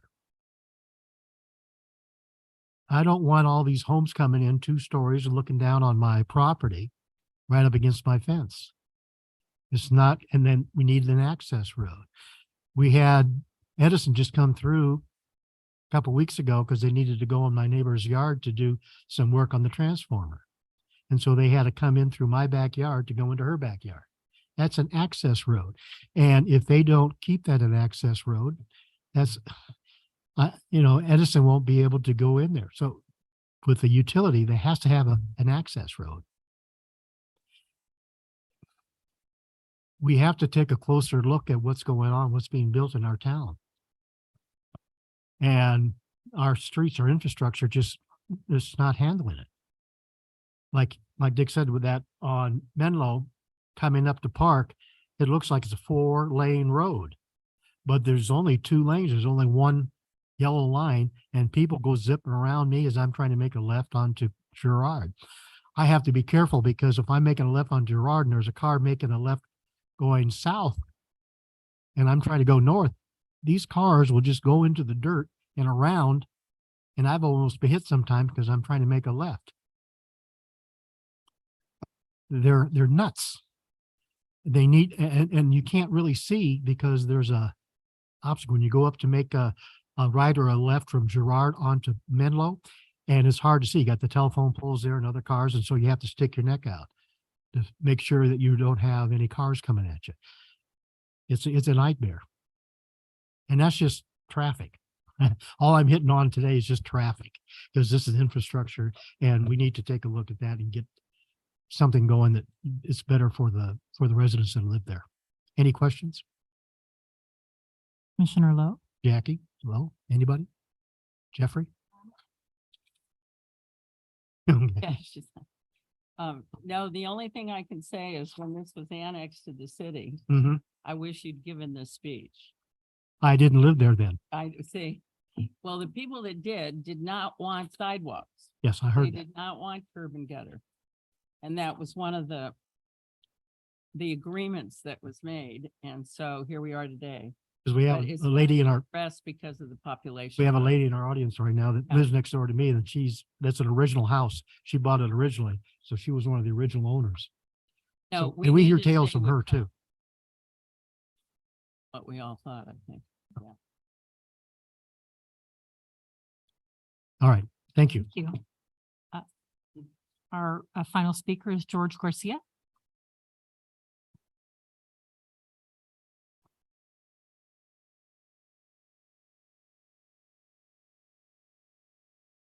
I'm George Garcia. Thank you. I'll be brief. I witnessed that accident on Milo. Me and my neighbor went and got the jack to get that man out that was pinned up against the other car. And he had his nephew in his arms, and he threw him to the grass where the mobile home park was. And he came from Paris to come to a party, and his life ended that night. It was awful. The cop was just, he didn't know what to do. It just bodies were everywhere. So that was a bad night, for our community. So we have I live across the street from the mobile home park. So we get all that traffic at the when school starts. So all the mobile home park is San Jacinto.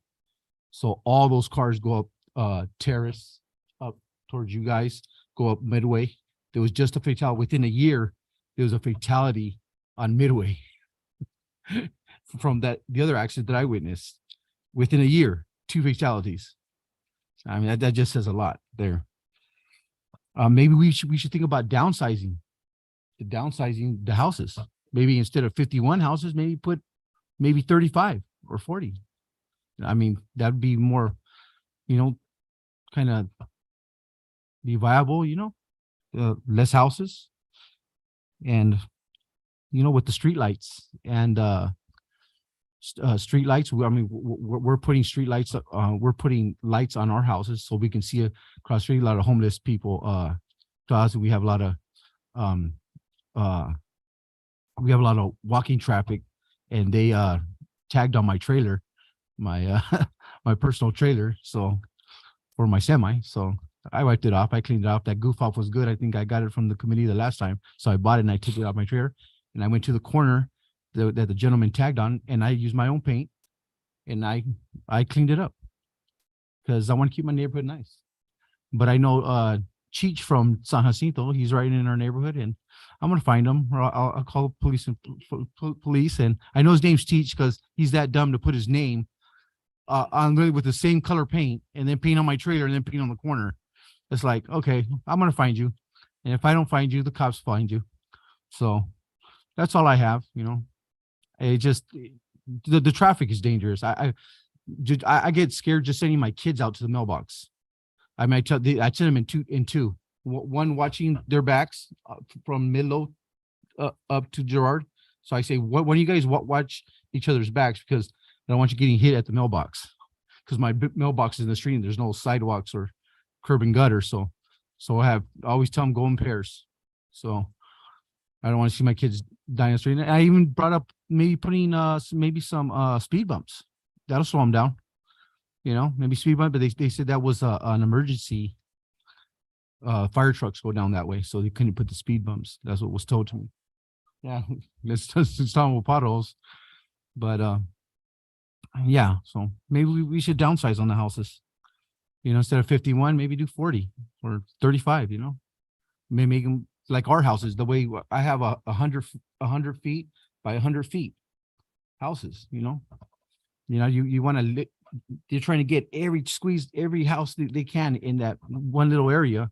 Might just do the houses like we have in that area. I have 100 by 100 feet by 100 feet. That's my property. So maybe you just do that so they can match all the other residents. That's all I have for today. Thank you very much. Thank you, Mr. Garcia. Madam Chair, I do have someone on Zoom that would like to speak on this item too. Go ahead and send them through. Jason Ackerman, you're able to speak now. Thank you very much for the opportunity to speak. Chair Kendrick, commissioners, thank you for your time and consideration. My name is Jason Ackerman. I represent the applicant at 800 Girard Street. We recognize that pursuant to Ordinance 1958, private project-specific impacts are not within the purview of this commission. I think the municipal code establishes your planning department and your traffic engineer to counsel the planning commission and city council on those issues. And this commission's purview is public projects, circulation, general concerns about existing conditions. I note that our 2019 traffic impact analysis and 2022 VMT analysis was attached to this agenda. I assume that those documents were attached to the agenda to give some context to this discussion because it's probably the best and most recent data for parts of the surrounding area that the commission is considering this evening. I will note that, pursuant to the VMT analysis, our project screened out. There were too few trips. It's too small of a project. And under the Riverside County regulations for traffic impact analysis, projects less than 100 lots are not required to do a TIA, but the city asked us to do one in 2019, and we in fact did. And ultimately, that analysis ultimately concluded that impacts related to our project are less than significant. The Planning Commission, I think, had the right framework when it would kind of analyze our project in the context of existing conditions, and they recognized that there may be some issues in and around this area that the city needs to address. But they also recognize that based on the evidence that was presented to them, our project does not exacerbate those issues, and they result in impacts that are in fact less than significant. And so the Planning Commission approved our project 4-0. When we went to City Council, there were comments about these existing conditions and kind of concerns raised by members of the public. And so City Council said, well, listen, we'd like infrastructure to weigh in and remand the matter back to Planning Commission. But I'd submit to you that as you're considering what you are thinking about doing, or the recommendations that you will be making as it relates to traffic circulation and traffic in this area, I would appreciate it if you would consider that, you know, the analysis concludes that our project does not significantly add to them one way or the other. So whatever your recommendations are, they should not hold up the processing of our project, and they should be part in, you know, we can go ahead and move forward and do the improvements to Menlo that Monique talked about. I mean, on our project frontage, we are doing half-street improvements. We are doing curbs, street, and gutters. We are striping for bike lanes. We are in discussions with the city about doing off-site improvements that don't have a nexus to our project, but potentially doing off-site improvements to do the same kind of curb, street, gutter striping improvements on Menlo Street pursuant to a development impact fee agreement, because, you know, as you know better than anyone else, the city cannot request that or ask an applicant to do improvements that don't have an access to the project. But pursuant to a development impact fee agreement, we can do some additional improvements to Menlo, similar to the ones that we're going to do on all of the frontage surrounding the property. So I've heard a lot of comments today from members of the public that are, you know, project specific. They're very similar to comments that City Council and Planning Commission heard, but as I understand it, the focus of this discussion is generally what is happening in these areas. Are the circulation issues an issue of concern, something that the city should address? And what are the recommendations from this commission to address those concerns? Within the bailiwick of Planning Commission and City Council, they have the evidence detailed in our traffic impact analysis and VMT analysis that I will say is scoped by the city's traffic engineer with our consultant. The analysis was done. The analysis was approved by the city engineer. What is more, planning retained independent counsel from Fair and Peers to peer review the traffic impact analysis and VMT analysis. And ultimately, everyone that looked at this concluded that our project has no significant impact. So again, I submit to you that whatever your recommendations are related generally to the circulation in this part of the city should go forward, but should not impede the progress of our project. And so with that, I thank you very much for your time and glad to answer any questions you may have. Mr. Ackerman, do we have any other comments? No, that was it. I have several comments, and I think I'm going to just kick it off, and maybe I'll address some of the other commissioners, but I'm fully aware of what is under the Infrastructure Commission's purview. I bring my book with me every time.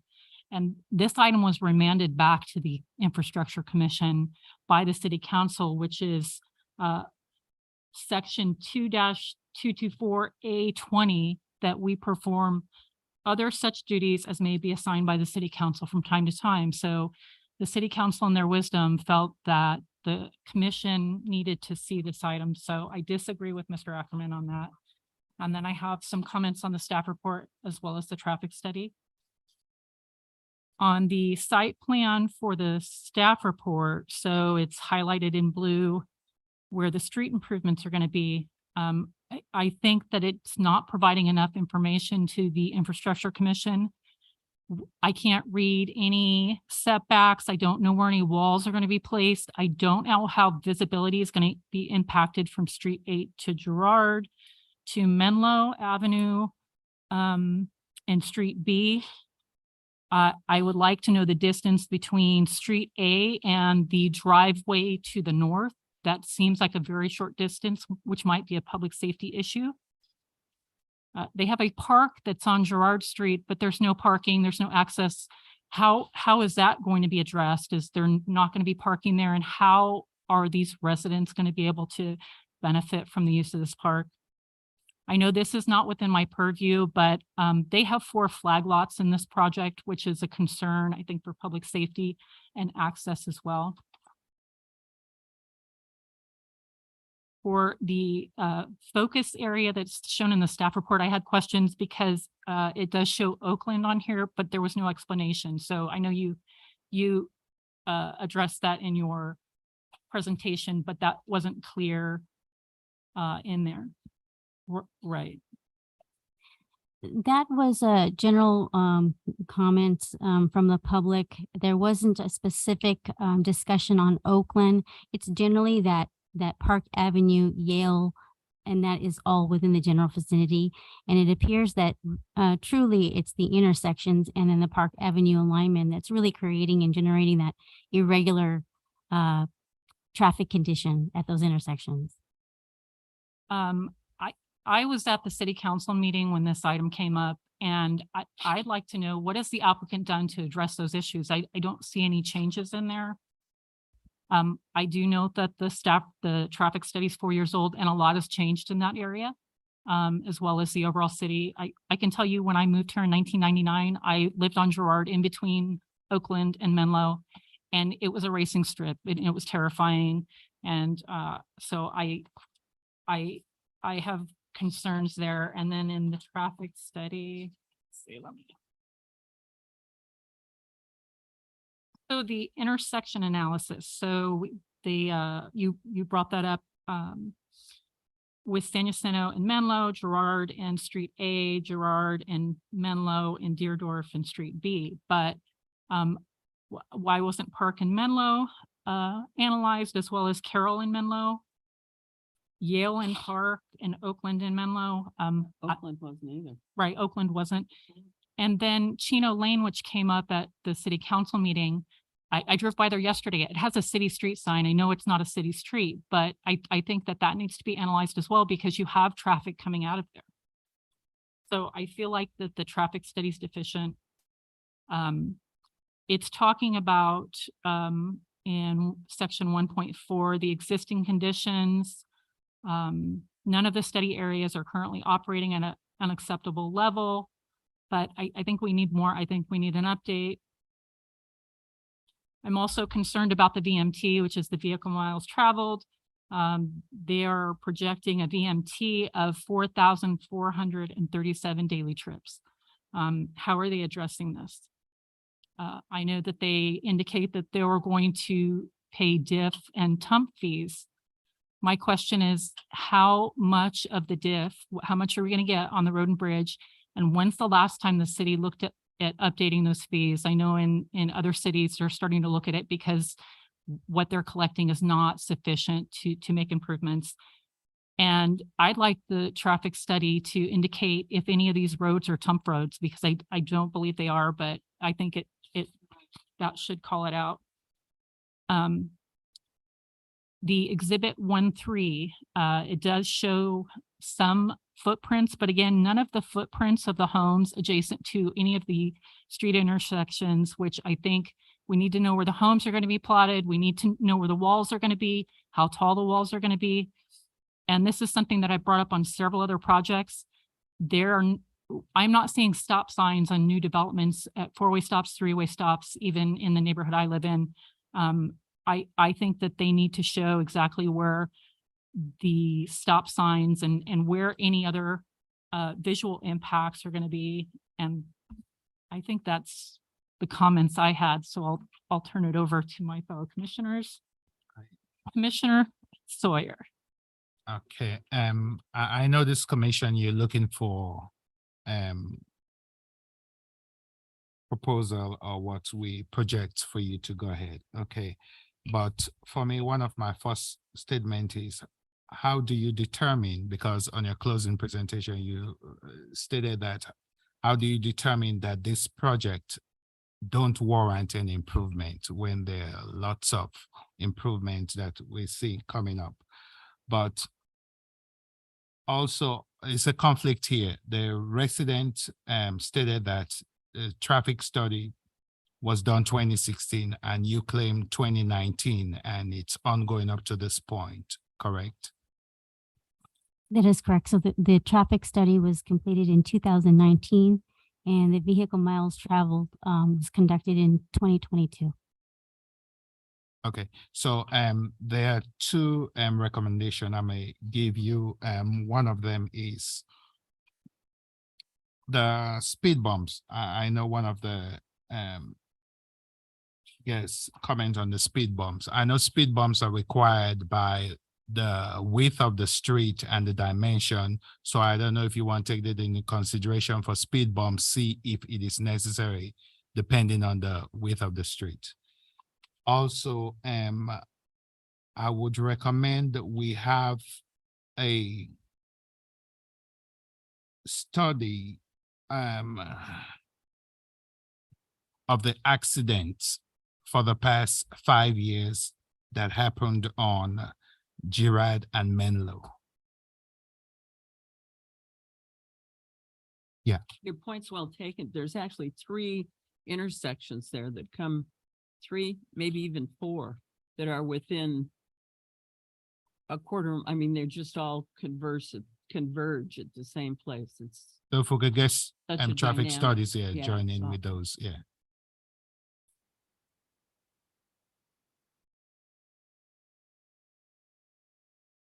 And also traffic light was mentioned also. So if you can take that into consideration too. That's all I have right now.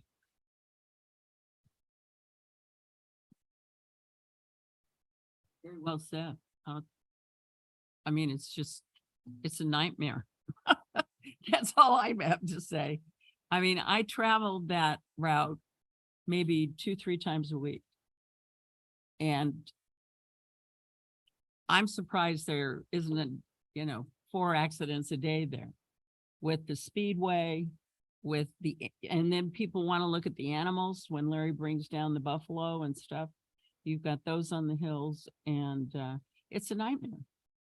And I think many people, I use Park to get to That's the it. movie theater. Yeah. It's heavily congested. Yeah.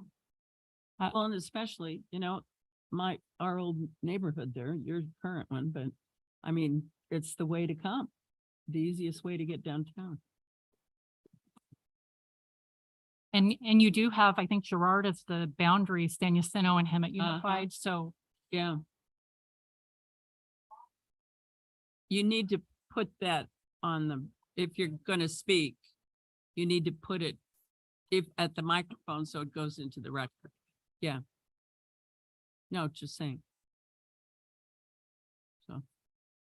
If I might just have a few comments. The planning commission meeting, they did discuss these existing traffic conditions.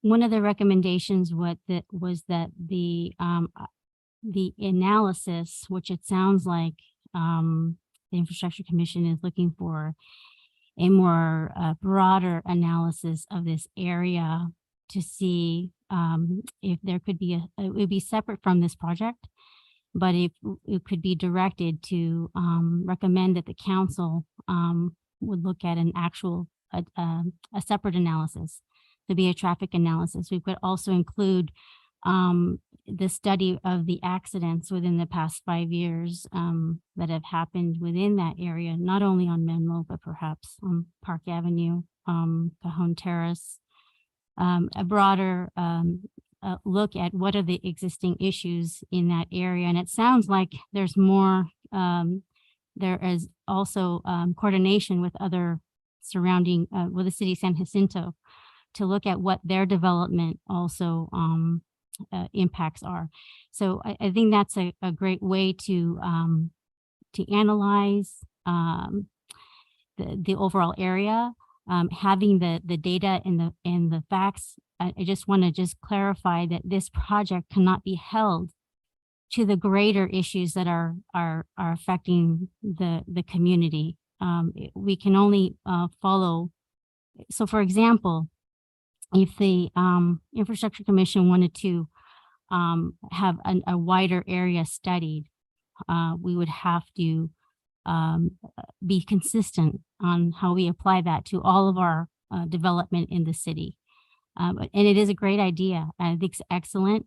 I think it might identify some challenges and then might identify some recommendations that are warranted by an actual traffic analysis. So this is something that the Planning Commission was recommending that they would like to also consider presenting something as a recommendation to City Council through a separate action, perhaps through a capital improvement program or project or a specific a task that was recommended by the Infrastructure Commission. And these are also ways that the Infrastructure Commission can move the ball forward in certain neighborhoods of the city where there may be existing conditions that are occurring without holding development, essentially, basically holding the development to be able to move forward with their project. Now, this could also lead to actual improvements, citywide improvements. We wouldn't be able to hold that to the applicant to, for example, if let's just say that there was an impact and identified that a street light was required and there was major significant improvements required. We couldn't require that of this applicant at this time. We could only require with what the cumulative impacts are for their project. But that's just a suggestion, and that is something that the Planning Commission took into consideration when they evaluated this project. So I understand the need for having a nexus. And my comments were based on, I feel like the traffic study is deficient. This project is going to have impacts on Park Avenue, and that was not analyzed.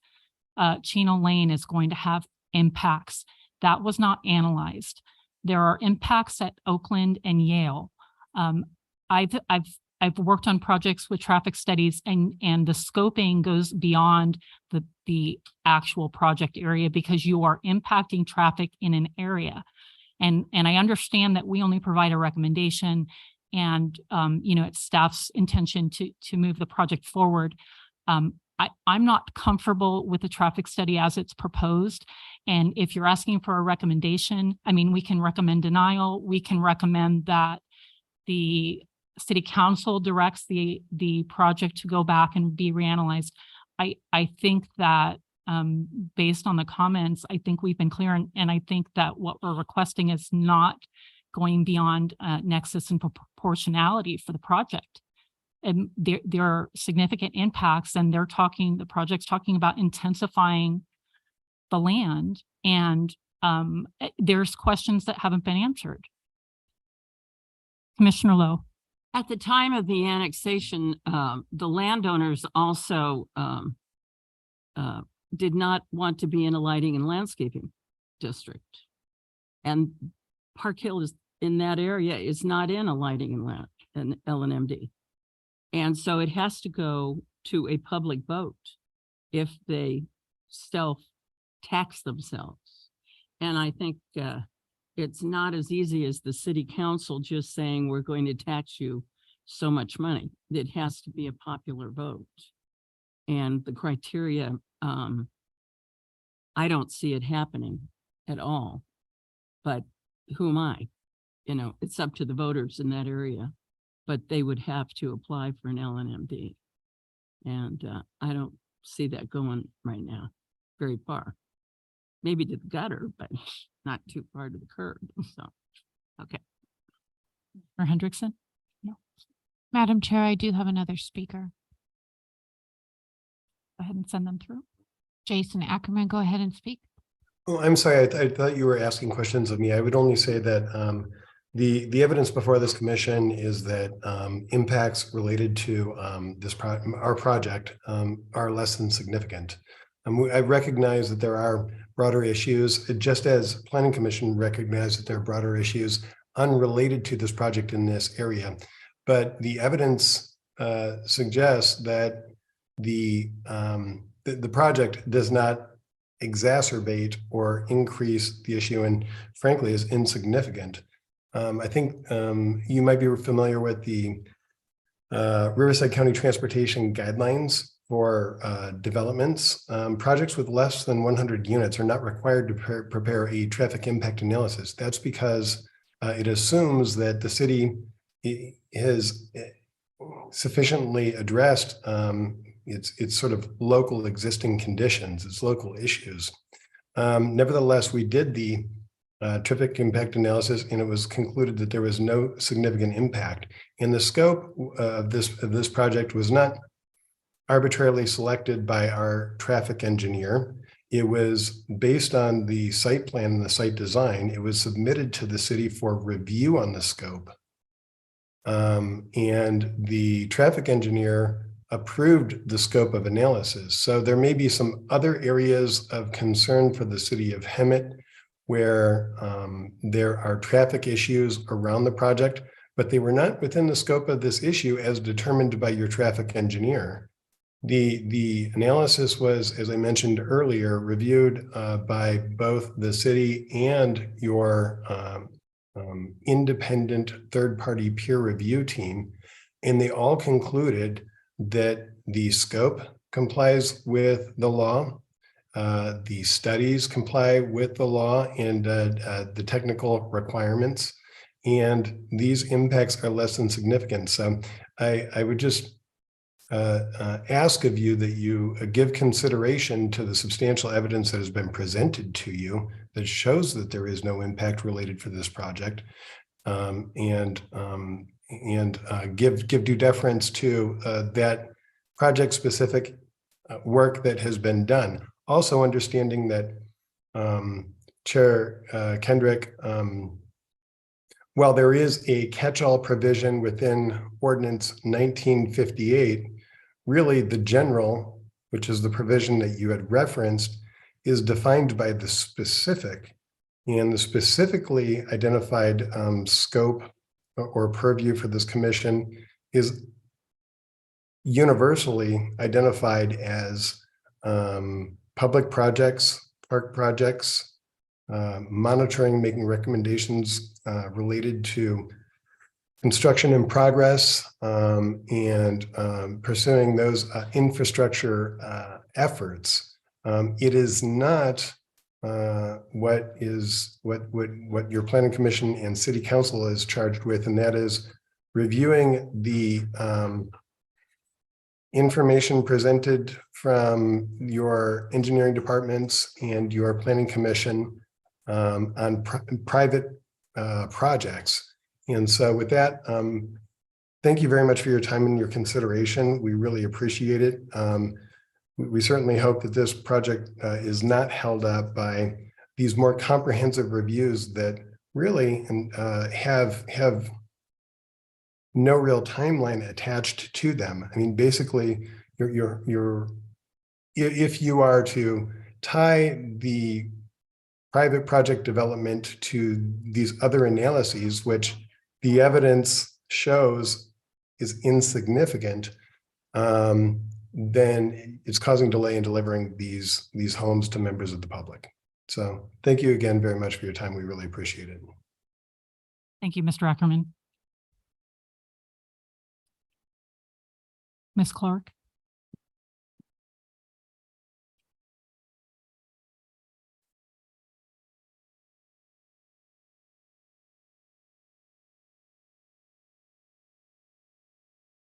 First of all, Mr. Ackerman does not live here in Hemet, and he doesn't have to reap the rewards of the development that is reckless to us, the citizens of Hemet. And we are speaking quite clearly and loudly. We understand it will need to be developed. His bullying of reminding everybody of their scope is inappropriate. And I'm sorry, but I disagree with him. You guys have something to say, and I would suggest you say it. Don't let him bully you into thinking you're within a certain scope and time. We're here asking for your help to common sense, and that's it. And I do appreciate your time. Thank you. Thank you. Any other commissioner comments? Commissioner Sawyer. So for me, my take right now is I think we need an accurate study on behalf of the community and the city. That's one. And we have gave you this accommodation, this proposal for you to accommodate.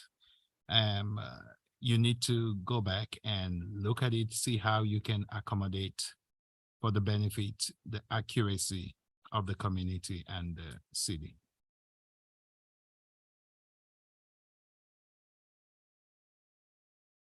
And Commissioner Lowe? Yes, when this comes back to us, though, this commission is actually 3 commissions in one. But I'd like to hear from the planning director too, who might be Carol, who knows? Anyway,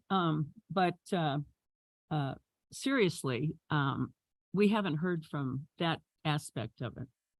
And I think it's important because Park Hill, as I said earlier, when it was annexed, there were certain promises made by the city to the residents there. And they even knew that they were going to develop one day, but it was accepted. And so it's a part of record. So I kind of think, since we don't have an attorney assigned to this commission, that perhaps they should review it, staff should review it, and then bring us their opinion also. Because I think those issues were raised by the people remotely today. Yeah. Commissioner Sawyer? Yes. And just to add to that, I really also would like to see the feedback from San Jacinto. Because they already in the backside, I think it's already being developed already. We would like to see, what's coming from San Jacinto. Buffalo. I understand the applicant's comments regarding our purview, and we are only we only provide recommendations to city council if it is their intention to have a recommendation. We can certainly provide a recommendation, but I don't know how council will take that. I mean, it seems like council has asked the Infrastructure Commission to look at this. And I think that our recommendation, will help the council in moving forward. And these applications it's not a permitted they are requesting a zone change. This is discretionary. So I think that if the council wants to ask for a traffic study, even though it's not required, or staff wants to ask for additional studies, I think it's within their right to do so because it is a discretionary action.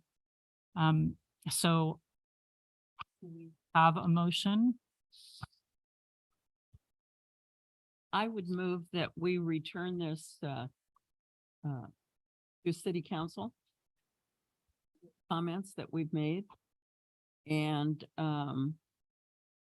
as I said earlier, I do think we need, and you just reiterated it very much, well, a lot better than I did, but I think we need a legal opinion on it too, because there's so many variables with this piece of property. And also the agreements that were made through that annexation. And I think those have to be addressed. Because I don't think the council, that this commission can override those.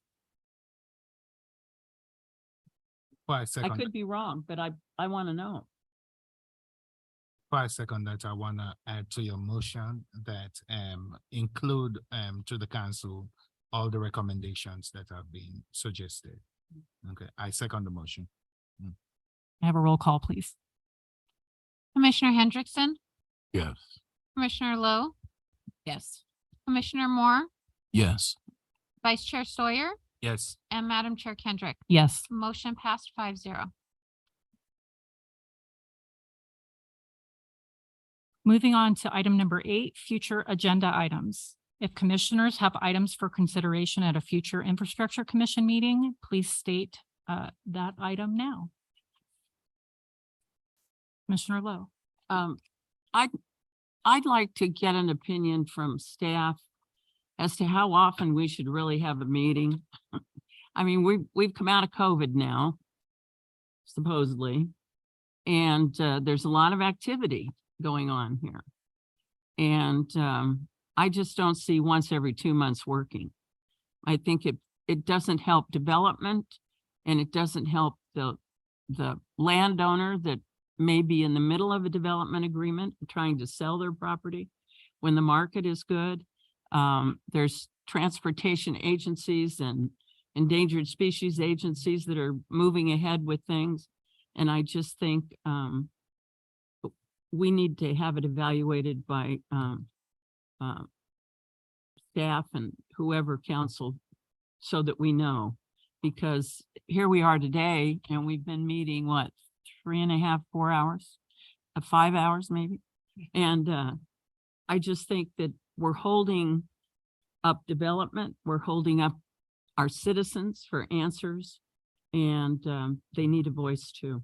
So I'd just like to get an opinion from them, what they think, and from our director too. Yeah. I know that in the ordinance regarding this commission, it does say that we meet once every 2 months, but I've talked with staff in the past, and they said, you know, we can call special meetings to meet more frequently. So I guess that would be more of a discussion with the commission. But I have heard from developers in the past that said sometimes it took them 6 months to get scheduled for infrastructure commission, and that was holding up development. And so I think that these are valid comments, and I'm certainly willing to accommodate. I mean, the economy, we just need to be user friendly. That's all, you know, so.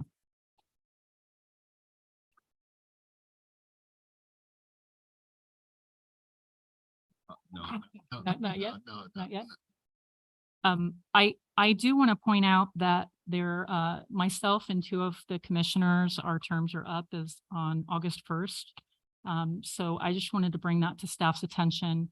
I know that previously when we were down 2 commissioners for quite some time, anytime one of us could not attend, we didn't have a quorum. So that was also causing some delays. So I just want to make sure that staff's aware of that. And then I do just want to request some updates again on if we could get that accident count for in and out. And I think I had asked for a year. I think you asked for 3 years. And then updates on the signing and striping for the 4 maps on Elk and Thornton. So I'd like to see this come back to a future meeting as an update. I have a really big sledgehammer we could use on in and out and the on the south side of the parking lot. And also not forgetting the updates on Devonshire and Warren.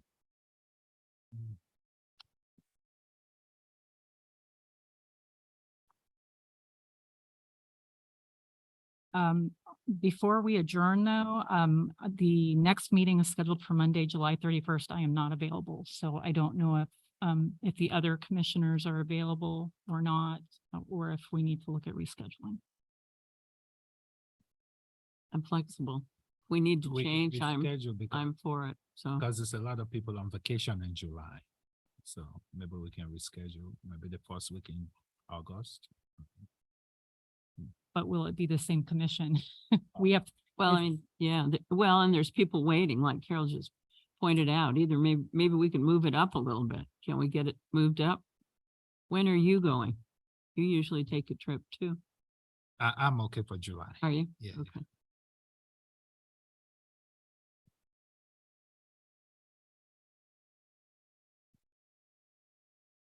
Okay. It's up to you. I know. July 24th. So any other Monday, I'm available. I will be out of town from the 19th to the 28th.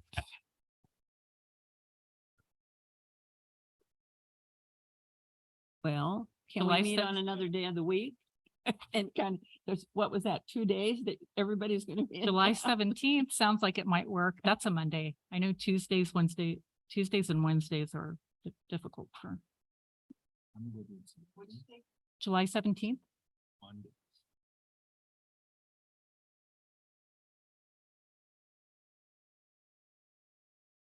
Oh.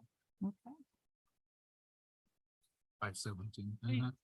So with that being said, we will adjourn this meeting at 6:28 PM. Our next Infrastructure Commission meeting will be held on Monday, July 17th at 4 PM in the City Council Chambers located at 450 East Latham. I'm sorry, Thank you so much. but. I couldn't miss. I haven't, it's August. Some people That's me. color in color language. We have conflicts. Right, right, right, right. Right.